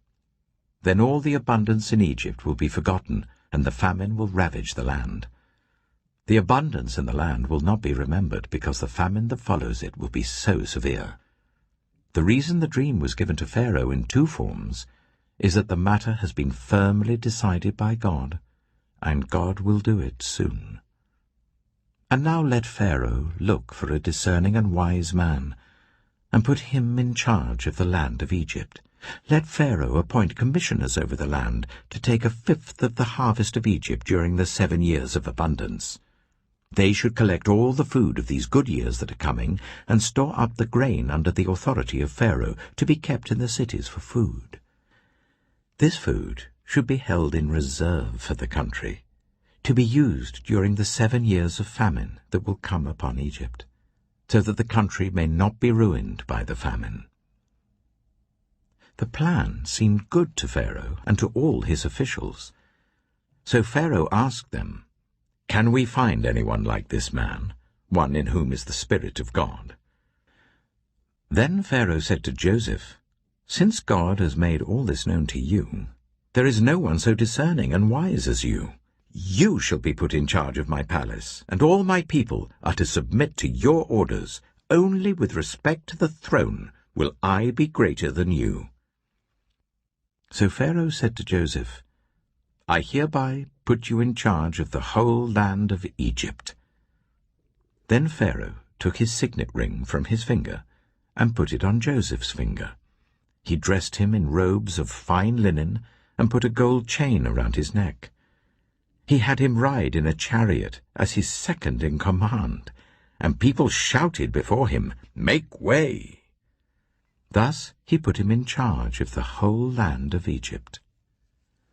Then Pharaoh said to Joseph, "I am Pharaoh, but without your word, no one will lift hand or foot in all Egypt." Pharaoh gave Joseph the name Zapanath-Paneah, and gave him Asenath, daughter of Potiphera, priest of On, to be his wife. And Joseph went throughout the land of Egypt. Joseph was 30 years old when he entered the service of Pharaoh, king of Egypt, and Joseph went out from Pharaoh's presence and travelled throughout Egypt. During the 7 years of abundance the land produced plentifully. Joseph collected all the food produced in those 7 years of abundance in Egypt, and stored it in the cities. In each city he put the food grown in the fields surrounding it. Joseph stored up huge quantities of grain, like the sand of the sea. It was so much that he stopped keeping records because it was beyond measure. Before the years of famine came, 2 sons were born to Joseph by Asenath, daughter of Potiphera, priest of On. Joseph named his firstborn Manasseh, and said, "It is because God has made me forget all my trouble and all my father's household." The second son he named Ephraim, and said, "It is because God has made me fruitful in the land of my suffering." The 7 years of abundance in Egypt came to an end, and the 7 years of famine began, just as Joseph had said. There was famine in all the other lands, but in the whole land of Egypt there was food. When all Egypt began to feel the famine, the people cried to Pharaoh for food. Then Pharaoh told all the Egyptians, "Go to Joseph and do what he tells you." When the famine had spread over the whole country, Joseph opened all the storehouses and sold grain to the Egyptians, for the famine was severe throughout Egypt. And all the world came to Egypt to buy grain from Joseph, because the famine was severe everywhere. Genesis chapter 42. When Jacob learned that there was grain in Egypt, he said to his sons, "Why do you just keep looking at each other?" He continued, "I have heard that there is grain in Egypt. Go down there and buy some for us, so that we may live and not die." Then 10 of Joseph's brothers went down to buy grain from Egypt. But Jacob did not send Benjamin, Joseph's brother, with the others, because he was afraid that harm might come to him. So Israel's sons were among those who went to buy grain, for there was famine in the land of Canaan also. Now Joseph was the governor of the land, the person who sold grain to all its people. So when Joseph's brothers arrived, they bowed down to him with their faces to the ground. As soon as Joseph saw his brothers, he recognized them, but he pretended to be a stranger and spoke harshly to them. "Where do you come from?" he asked. "From the land of Canaan," they replied, "to buy food." Although Joseph recognized his brothers, they did not recognize him. Then he remembered his dreams about them and said to them, "You are spies. You have come to see where our land is unprotected." "No, my lord," they answered. "Your servants have come to buy food. We are all the sons of one man. Your servants are honest men, not spies." "No," he said to them. "You have come to see where our land is unprotected." But they replied, Your servants were 12 brothers, the sons of one man who lives in the land of Canaan. The youngest is now with our father, and one is no more." Joseph said to them, "It is just as I told you. You are spies. And this is how you will be tested. As surely as Pharaoh lives, you will not leave this place unless your youngest brother comes here. Send one of your number to get your brother. The rest of you will be kept in prison, so that your words may be tested to see if you are telling the truth. If you are not, then as surely as Pharaoh lives, you are spies." And he put them all in custody for 3 days. On the 3rd day Joseph said to them, "Do this, and you will live, for I fear God. If you are honest men, let one of your brothers stay here in prison, while the rest of you go and take grain back for your starving households. But you must bring your youngest brother to me, so that your words may be verified, and that you may not die." This they proceeded to do. They said to one another, "Surely we are being punished because of our brother. We saw how distressed he was when he pleaded with us for his life, but we would not listen. That's why this distress has come on us." Reuben replied, "Didn't I tell you not to sin against the boy? But you wouldn't listen. Now we must give an accounting for his blood."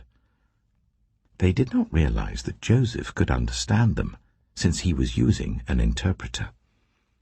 He turned away from them and began to weep, but then came back and spoke to them again. He had Simeon taken from them and bound before their eyes. Joseph gave orders to fill their bags with grain, to put each man's silver back in his sack, and to give them provisions for their journey. After this was done for them, they loaded their grain on their donkeys and left. At the place where they stopped for the night, one of them opened his sack to get feed for his donkey, and he saw his silver in the mouth of his sack. "My silver has been returned," he said to his brothers. "Here it is in my sack." Their hearts sank, and they turned to each other trembling and said, "What is this that God has done to us?"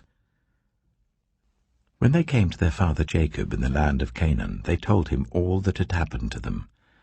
They said, "The man who is lord over the land spoke harshly to us and treated us as though we were spying on the land. But we said to him, 'We are honest men, we're not spies. We were 12 brothers, sons of one father. One is no more, and the youngest is now with our father in Canaan.' Then the man who is lord over the land said to us, 'This is how I will know whether you are honest men. Leave one of your brothers here with me, and take food for your starving households, and go. But bring your youngest brother to me, so I will know that you are not spies, but honest men. Then I will give your brother back to you, and you can trade in the land.'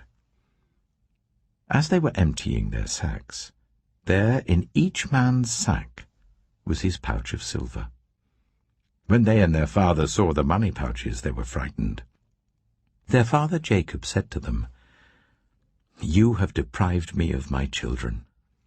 Joseph is no more, and Simeon is no more. And now you want to take Benjamin? Everything is against me.'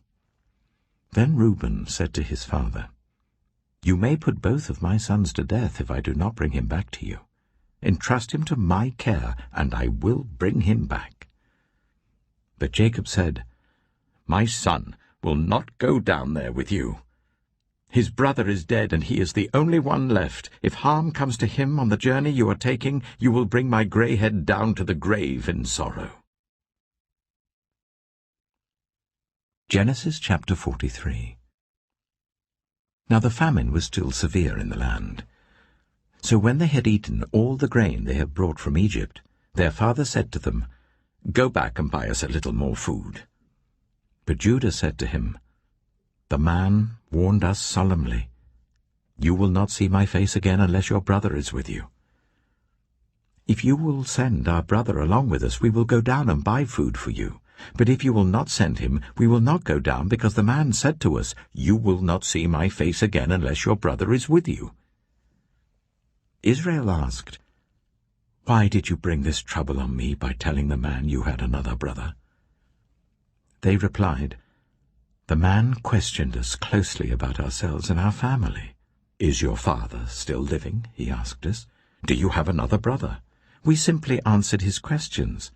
How were we to know he would say, "Bring your brother down here"? Then Judah said to Israel his father, "Send the boy along with me, and we will go at once, so that we and you and our children may live and not die. I myself will guarantee his safety. You can hold me personally responsible for him. If I do not bring him back to you and set him here before you, I will bear the blame before you all my life. As it is, if we had not delayed, we could have gone and returned twice." Then their father Israel said to them, "If it must be, then do this. Put some of the best products of the land in your bags and take them down to the man as a gift. A little balm and a little honey, some spices and myrrh, some pistachio nuts and almonds. Take double the amount of silver with you, for you must return the silver that was put back into the mouths of your sacks. Perhaps it was a mistake. Take your brother also, and go back to the man at once. And may God Almighty grant you mercy before the man, so that he will let your other brother and Benjamin come back with you. As for me, if I am bereaved, I am bereaved." So the men took the gifts and double the amount of silver, and Benjamin also. They hurried down to Egypt and presented themselves to Joseph. When Joseph saw Benjamin with them, he said to the steward of his house, "Take these men to my house, slaughter an animal and prepare a meal. They are to eat with me at noon." The man did as Joseph told him and took the men to Joseph's house. Now the men were frightened when they were taken to his house. They thought, "We were brought here because of the silver that was put back into our sacks the first time. He wants to attack us and overpower us and seize us as slaves and take our donkeys."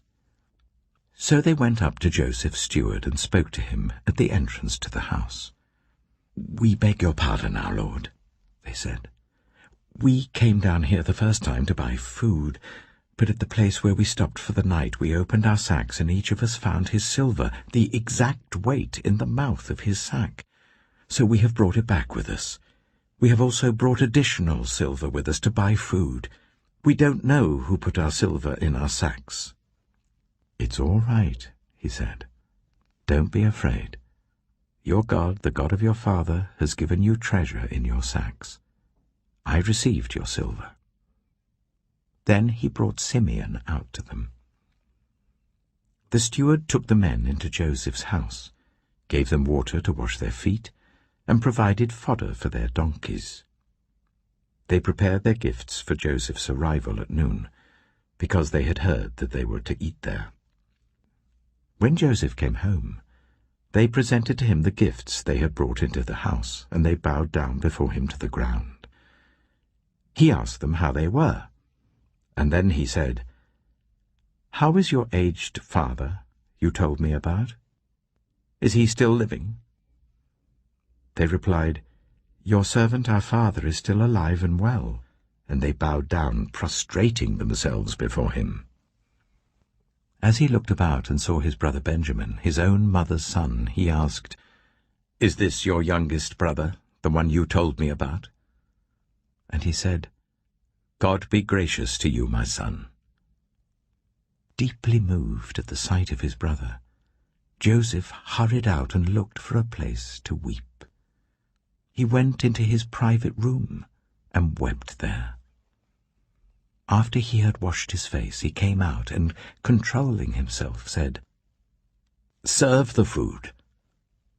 They served him by himself, the brothers by themselves, and the Egyptians who ate with him by themselves, because Egyptians could not eat with Hebrews, for that is detestable to Egyptians. The men had been seated before him in the order of their ages, from the firstborn to the youngest, and they looked at each other in astonishment.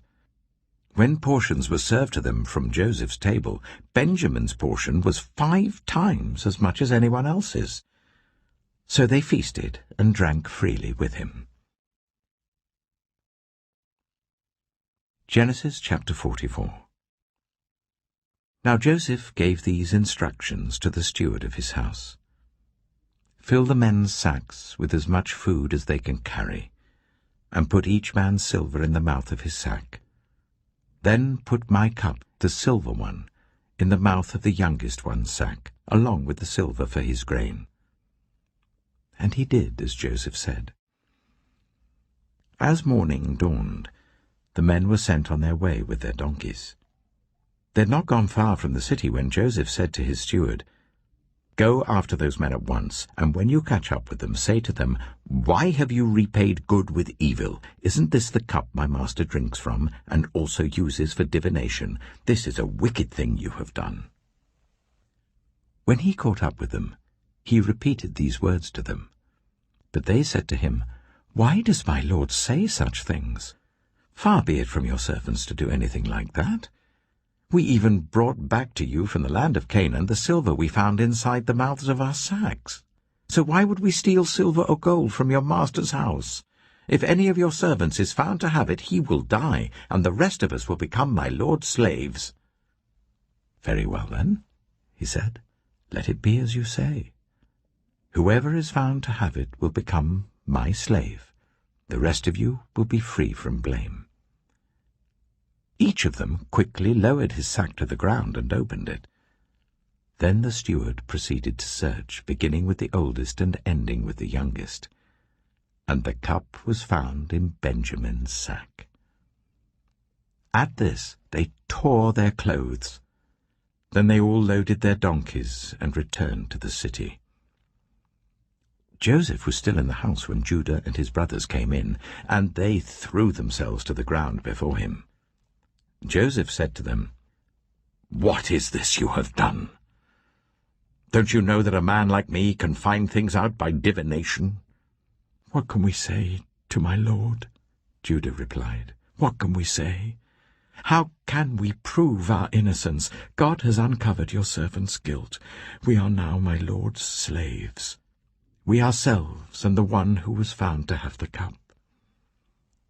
But Joseph said, "Far be it from me to do such a thing. Only the man who was found to have the cup will become my slave. The rest of you, go back to your father in peace." Then Judah went up to him and said, "Pardon your servant, my lord. Let me speak a word to my lord. Do not be angry with your servant, though you are equal to Pharaoh himself. My lord asked his servants, 'Do you have a father or a brother?' And we answered, 'We have an aged father, and there is a young son born to him in his old age. His brother is dead, and he is the only one of his mother's sons left, and his father loves him.' Then you said to your servants, 'Bring him down to me so I can see him for myself.' And we said to my lord, 'The boy cannot leave his father. If he leaves him, his father will die.' But you told your servants, 'Unless your youngest brother comes down with you, you will not see my face again.' When we went back to your servant, my father, we told him what my lord had said.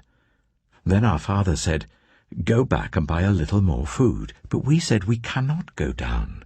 Only if our youngest brother is with us will we go. We cannot see the man's face unless our youngest brother is with us.'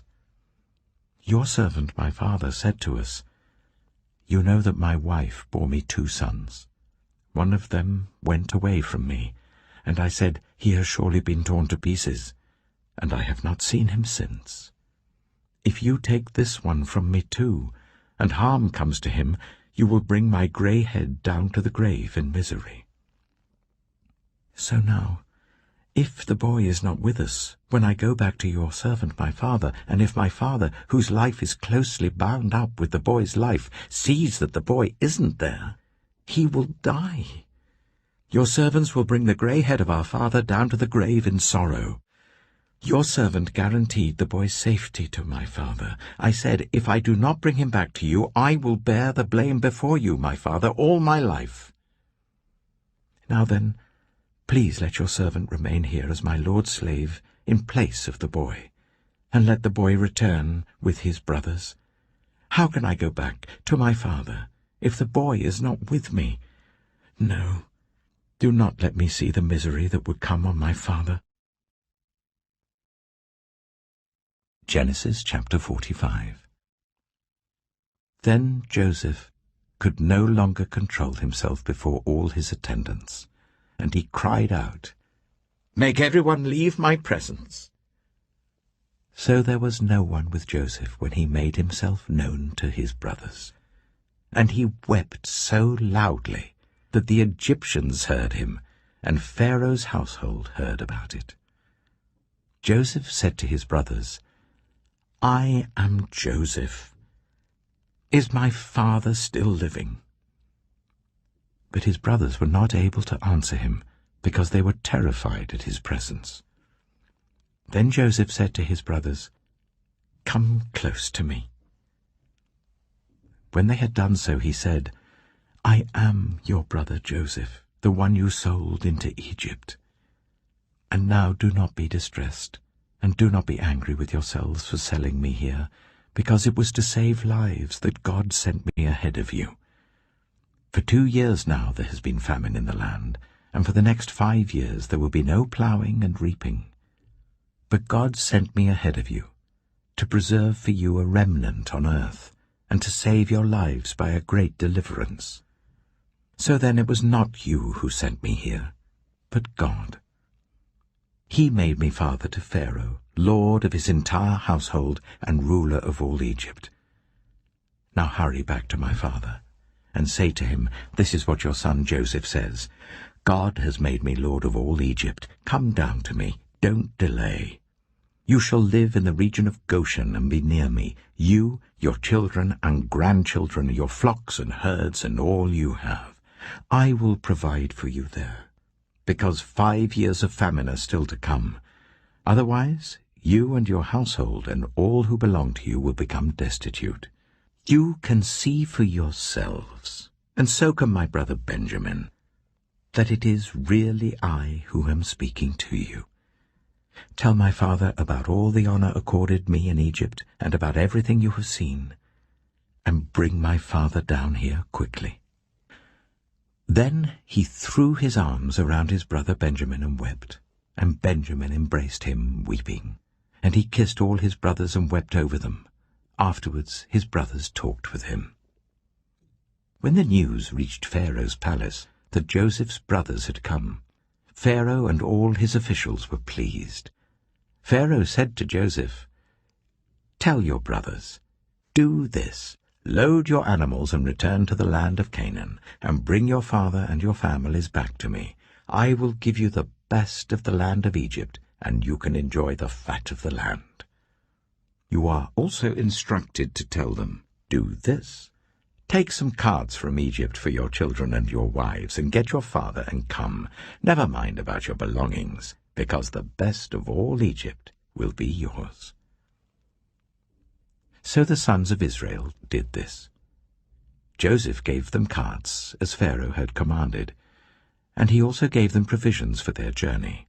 To each of them he gave new clothing, but to Benjamin he gave 300 shekels of silver and 5 sets of clothes. And this is what he sent to his father: 10 donkeys loaded with the best things of Egypt, and 10 female donkeys loaded with grain and bread and other provisions for his journey. Then he sent his brothers away, and as they were leaving he said to them, "Don't quarrel on the way." So they went up out of Egypt and came to their father Jacob in the land of Canaan. They told him, "Joseph is still alive. In fact, he is ruler of all Egypt." Jacob was stunned. He did not believe them. But when they told him everything Joseph had said to them, and when he saw the carts Joseph had sent to carry him back, the spirit of their father Jacob revived. And Israel said, "I'm convinced. My son Joseph is still alive. I will go and see him before I die." Genesis chapter 46. So Israel set out with all that was his, and when he reached Beersheba, he offered sacrifices to the God of his father Isaac. And God spoke to Israel in a vision at night, and said, Jacob, Jacob." "Here I am," he replied. "I am God, the God of your father," he said. "Do not be afraid to go down to Egypt, for I will make you into a great nation there. I will go down to Egypt with you, and I will surely bring you back again, and Joseph's own hand will close your eyes." Then Jacob left Beersheba, and Israel's sons took their father Jacob and their children and their wives in the carts that Pharaoh had sent to transport him. So Jacob and all his offspring went to Egypt, taking with them their livestock and the possessions they had acquired in Canaan. Jacob brought with him to Egypt his sons and grandsons and his daughters and granddaughters, all his offspring. These are the names of the sons of Israel, Jacob and his descendants who went to Egypt. Reuben, the firstborn of Jacob. The sons of Reuben: Hanok, Palu, Hezron, and Carmi. The sons of Simeon: Jemuel, Jamin, Ohad, Jachin, Zohar, and Sheul, the son of a Canaanite woman. The sons of Levi: Gershon, Kohath, and Merari. The sons of Judah: Onan, Shelah, Perez, and Zerah. But and Onan had died in the land of Canaan. The sons of Perez: Hezron and Hamul. The sons of Issachar: Tola, Pua, Jeshub, and Shimron. The sons of Zebulun: Sered, Elon, and Jahilel. These were the sons Leah bore to Jacob in Paddan Aram, besides his daughter Dinah. These sons and daughters of his were 33 in all. The sons of Gad: Zephon, Haggai, Shunai, Esbon, Eri, Erodai, and Arilai. The sons of Asher: Imnah, Ishva, Ishvi, and Beriah. Their sister was Sirah. The sons of Beriah: Heber and Malkiel. These were the children born to Jacob by Zilpah, whom Laban had given to his daughter Leah, 16 in all. The sons of Jacob's wife Rachel: Joseph and Benjamin. In Egypt, Manasseh and Ephraim were born to Joseph by Asenath, daughter of Potiphar, priest of On. The sons of Benjamin: Bela, Becher, Ashbel, Jirah, Naaman, Ehi, Rosh, Muppim, Huppim, and Ard. These were the sons of Rachel who were born to Jacob, 14 in all. The son of Dan: Hushim. The sons of Naphtali: Jaziel, Gunai, Jezer, and Shillem. These were the sons born to Jacob by Bilhah, whom Laban had given to his daughter Rachel, 7 in all. All those who went to Egypt with Jacob, those who were his direct descendants, not counting his sons' wives, numbered 66 persons. With the 2 sons who had been born to Joseph in Egypt, the members of Jacob's family, which went to Egypt, were 70 in all. Now Jacob sent Judah ahead of him to Joseph to get directions to Goshen. When they arrived in the region of Goshen, Joseph had his chariot made ready and went to Goshen to meet his father Israel. As soon as Joseph appeared before him, he threw his arms around his father and wept for a long time. Israel said to Joseph, "Now I'm ready to die, since I have seen for myself that you are still alive." Then Joseph said to his brothers and to his father's household, "I will go up and speak to Pharaoh, and will say to him, 'My brothers and my father's household, who are living in the land of Canaan, have come to me. The men are shepherds, they tend livestock, and they have brought along their flocks and herds and everything they own.' When Pharaoh calls you in and asks, 'What is your occupation?' you should answer, 'Your servants have tended livestock from our boyhood on, just as our fathers did.' Then you will be allowed to settle in the region of Goshen, for all shepherds are detestable to the Egyptians." Genesis chapter 47. Joseph went and told Pharaoh, "My father and brothers with their flocks and herds and everything they own have come from the land of Canaan and are now in Goshen." He chose 5 of his brothers and presented them before Pharaoh. Pharaoh asked the brothers, "What is your occupation?" "Your servants are shepherds," they replied to Pharaoh, "just as our fathers were."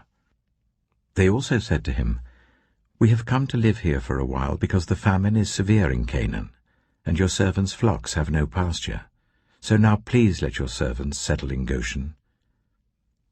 Pharaoh said to Joseph, "Your father and your brothers have come to you, and the land of Egypt is before you. Settle your father and your brothers in the best part of the land. Let them live in Goshen, and if you know of any among them with special ability, put them in charge of my own livestock." Then Joseph brought his father Jacob in and presented him before Pharaoh. After Jacob blessed Pharaoh, Pharaoh asked him, "How old are you?" And Jacob said to Pharaoh, "The years of my pilgrimage are 130. My years have been few and difficult, and they do not equal the years of the pilgrimage of my fathers." Then Jacob blessed Pharaoh and went out from his presence. So Joseph settled his father and his brothers in Egypt and gave them property in the best part of the land, the district of Ramesses, as Pharaoh directed. Joseph also provided his father and his brothers and all his father's household with food according to the number of their children. There was no food, however, in the whole region because the famine was severe. Both Egypt and Canaan wasted away because of the famine. Joseph collected all the money that was to be found in Egypt and Canaan in payment for the grain that they were buying, and he brought it to Pharaoh's palace. When the money of the people of Egypt and Canaan was gone, all Egypt came to Joseph and said, "Give us food. Why should we die before your eyes? Our money is all gone." "Then bring your livestock," said Joseph. "I will sell you food in exchange for your livestock, since your money is gone." So they brought their livestock to Joseph, and he gave them food in exchange for their horses, their sheep and goats, their cattle and donkeys. And he brought them through that year with food in exchange for all their livestock. When that year was over, they came to him the following year and said, "We cannot hide from our lord the fact that since our money is gone and our livestock belongs to you, there is nothing left for our lord except our bodies and our land. Why should we perish before your eyes, we and our land as well? Buy us and our land in exchange for food, and we with our land will be in bondage to Pharaoh. Give us seed so that we may live and not die, and that the land may not become desolate." So Joseph bought all the land in Egypt for Pharaoh. The Egyptians, one and all, sold their fields because the famine was too severe for them. The land became Pharaoh's, and Joseph reduced the people to servitude from one end of Egypt to the other. However, he did not buy the land of the priests, because they received a fixed allowance from Pharaoh, and had food enough from the allowance Pharaoh gave them. That is why they did not sell their land. Joseph said to the people, "Now that I have bought you and your land today for Pharaoh, here is seed for you so you can plant the ground. But when the crop comes in, give 1/5 of it to Pharaoh. The other 4/5 you may keep as seed for the fields and as food for yourselves and your households and your children." "You have saved our lives," they said. "May we find favor in the eyes of our Lord. We will be in bondage to Pharaoh." So Joseph established it as a law concerning land in Egypt, still in force today, that 1/5 of the produce belongs to Pharaoh. It was only the land of the priests that did not become Pharaoh's.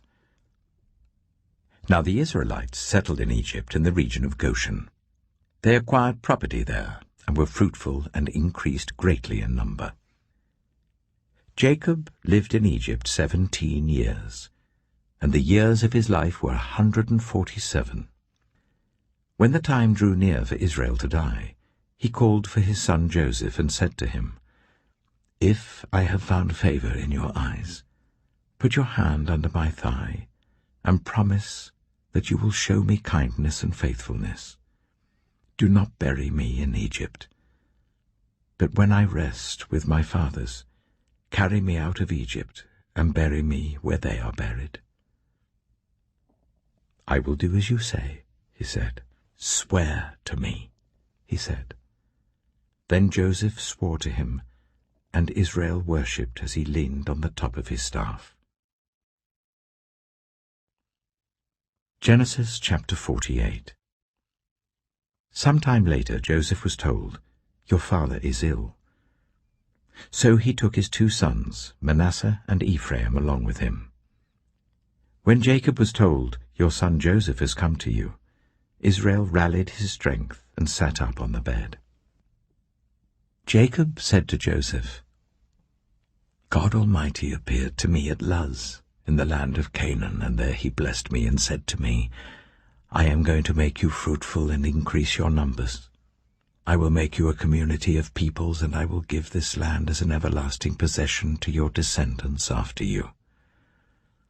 Now then, your 2 sons born to you in Egypt before I came to you here will be reckoned as mine. Ephraim and Manasseh will be mine, just as Reuben and Simeon are mine. Any children born to you after them will be yours. In the territory they inherit, they will be reckoned under the names of their brothers. As I was returning from Padan, to my sorrow, Rachel died in the land of Canaan while we were still on the way, a little distance from Ephrath. So I buried her there beside the road to Ephrath, that is Bethlehem." When Israel saw the sons of Joseph, he asked, "Who are these?" "They are the sons God has given me here," Joseph said to his father. Then Israel said, "Bring them to me so I may bless them." Now Israel's eyes were failing because of old age, and he could hardly see. So Joseph brought his sons close to him, and his father kissed them and embraced them. Israel said to Joseph, "I never expected to see your face again, and now God has allowed me to see your children too." Then Joseph removed them from Israel's knees, and bowed down with his face to the ground. And Joseph took both of them, Ephraim on his right towards Israel's left hand, and Manasseh on his left towards Israel's right hand, and brought them close to him. But Israel reached out his right hand and put it on Ephraim's head, though he was the younger, and crossing his arms, he put his left hand on Manasseh's head, even though Manasseh was the firstborn. Then he blessed Joseph and said, "May the God before whom my fathers, Abraham and Isaac, walked faithfully, the God who has been my shepherd all my life to this day, the angel who has delivered me from all harm, may he bless these boys. May they be called by my name and the names of my fathers, Abraham and Isaac, and may they increase greatly on the earth." When Joseph saw his father placing his right hand on Ephraim's head, he was displeased. So he took hold of his father's hand to move it from Ephraim's head to Manasseh's head. Joseph said to him, "No, my father, this one is the firstborn. Put your right hand on his head." But his father refused and said, "I know, my son, I know. He too will become a people, and he too will become great. Nevertheless, his younger brother will be greater than he, and his descendants will become a group of nations." He blessed them that day and said, "In your name will Israel pronounce this blessing. May God make you like Ephraim and Manasseh." So he put Ephraim ahead of Manasseh. Then Israel said to Joseph, "I am about to die, but God will be with you and take you back to the land of your fathers. And to you I give one more ridge of land than to your brothers, the ridge I took from the Amorites with my sword and my bow." Genesis chapter 49. Then Jacob called for his sons and said, "Gather round so I can tell you what will happen to you in days to come. Assemble and listen, sons of Jacob. Listen to your father Israel. Reuben, you are my firstborn, my might, the first sign of my strength, excelling in honor, excelling in power. Turbulent as the waters, you will no longer excel. For you went up onto your father's bed, onto my couch, and defiled it. Simeon and Levi are brothers.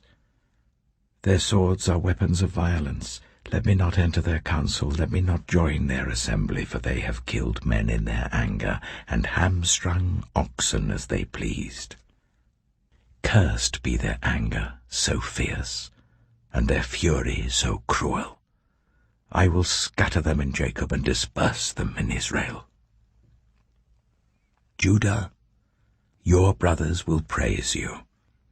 Your hand will be on the neck of your enemies. Your father's sons will bow down to you. You are a lion's cub, Judah. You return from the prey, my son. Like a lion he crouches and lies down like a lioness. Who dares to rouse him? The scepter will not depart from Judah, nor the ruler's staff from between his feet, until he to whom it belongs shall come, and the obedience of the nations shall be his. He will tether his donkey to a vine, his colt to the choicest branch. He will wash his garments in wine, his robes in the blood of grapes. His eyes will be darker than wine, his teeth whiter than milk. Zebulun will live by the seashore and become a haven for ships. His border will extend toward Sidon. Issachar is a scrawny donkey lying down among the sheepfolds. When he sees how good is his resting place and how pleasant is his land, he will bend his shoulder to the burden and submit to forced labor. Dan will provide justice for his people as one of the tribes of Israel. Dan will be a snake by the roadside, a viper along the path that bites the horse's heels so that its rider tumbles backward. I look for your deliverance, Lord. Gad will be attacked by a band of raiders, but he will attack them at their heels. Asher's food will be rich. He will provide delicacies fit for a king. Naphtali is a doe set free that bears beautiful fawns. Joseph is a fruitful vine near a spring, whose branches climb over a wall. With bitterness archers attacked him, they shot at him with hostility. But his bow remained steady, his strong arm stayed supple, because of the hand of the mighty one of Jacob, because of the shepherd, the rock of Israel, because of your father's God who helps you, because of the Almighty who blesses you with blessings of the skies above, blessings of the deep springs below, blessings of the breast and womb. Your father's blessings are greater than the blessings of the ancient mountains, than the bounty of the age-old hills. Let all these rest on the head of Joseph, on the brow of the prince among his brothers. Benjamin is a ravenous wolf. In the morning he devours the prey. In the evening he divides the plunder. All these are the 12 tribes of Israel, and this is what their father said to them when he blessed them, giving each the blessing appropriate to him. Then he gave them these instructions. I am about to be gathered to my people. Bury me with my fathers in the cave in the field of Ephron the Hittite, the cave in the field of Machpelah, near Mamre in Canaan, which Abraham bought along with the field as a burial place from Ephron the Hittite, There Abraham and his wife Sarah were buried. There Isaac and his wife Rebekah were buried. And there I buried Leah. The field and the cave in it were bought from the Hittites." When Jacob had finished giving instructions to his sons, he drew his feet up into the bed, breathed his last, and was gathered to his people. Genesis chapter 50. Joseph threw himself on his father, and wept over him and kissed him. Then Joseph directed the physicians in his service to embalm his father Israel. So the physicians embalmed him, taking a full 40 days, for that was the time required for embalming, and the Egyptians mourned for him 70 days. When the days of mourning had passed, Joseph said to Pharaoh's court, "If I have found favor in your eyes, speak to Pharaoh for me. Tell him, my father made me swear an oath, and said, 'I am about to die. Bury me in the tomb I dug for myself in the land of Canaan.' Now let me go up and bury my father. Then I will return." Pharaoh said, "Go up and bury your father, as he made you swear to do." So Joseph went up to bury his father. All Pharaoh's officials accompanied him, the dignitaries of his court and all the dignitaries of Egypt, besides all members of Joseph's household and his brothers and those belonging to his father's household. Only their children and their flocks and herds were left in Goshen. Chariots and horsemen also went up with him. It was a very large company. When they reached the threshing floor of Atad, near the Jordan, they lamented loudly and bitterly, and there Joseph observed a 7-day period of mourning for his father. When the Canaanites who lived there saw the mourning at the threshing floor of Atad, they said, "The Egyptians are holding a solemn ceremony of mourning." That is why that place near the Jordan is called Abel Mizraim. So Jacob's sons did as he had commanded them. They carried him to the land of Canaan and buried him in the cave of the field of Machpelah near Mamre, which Abraham had bought along with the field as a burial place from Ephron the Hittite. After burying his father, Joseph returned to Egypt, together with his brothers and all the others who had gone with him to bury his father. When Joseph's brothers saw that their father was dead, they said, "What if Joseph holds a grudge against us and pays us back for all the wrongs we did to him?" So they sent word to Joseph, saying, "Your father left these instructions before he died. This is what you are to say to Joseph. I ask you to forgive your brothers the sins and the wrongs they committed in treating you so badly. Now please forgive the sins of the servants of the God of your father." When their message came to him, Joseph wept. His brothers then came and threw themselves down before him. "We are your slaves," they said. But Joseph said to them, "Don't be afraid. Am I in the place of God? You intended to harm me, but God intended it for good, to accomplish what is now being done, the saving of many lives. So then don't be afraid. I will provide for you and your children." And he reassured them and spoke kindly to them.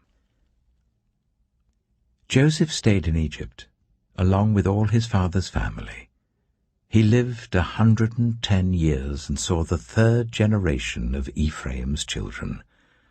Also the children of Machir, son of Manasseh, were placed at birth on Joseph's knees. Then Joseph said to his brothers, "I am about to die, but God will surely come to your aid and take you up out of this land, to the land he promised on oath to Abraham, Isaac, and Jacob." And Joseph made the Israelites swear an oath and said, "God will surely come to your aid, and then you must carry my bones up from this place." So Joseph died at the age of 110, And after they embalmed him, he was placed in a coffin in Egypt.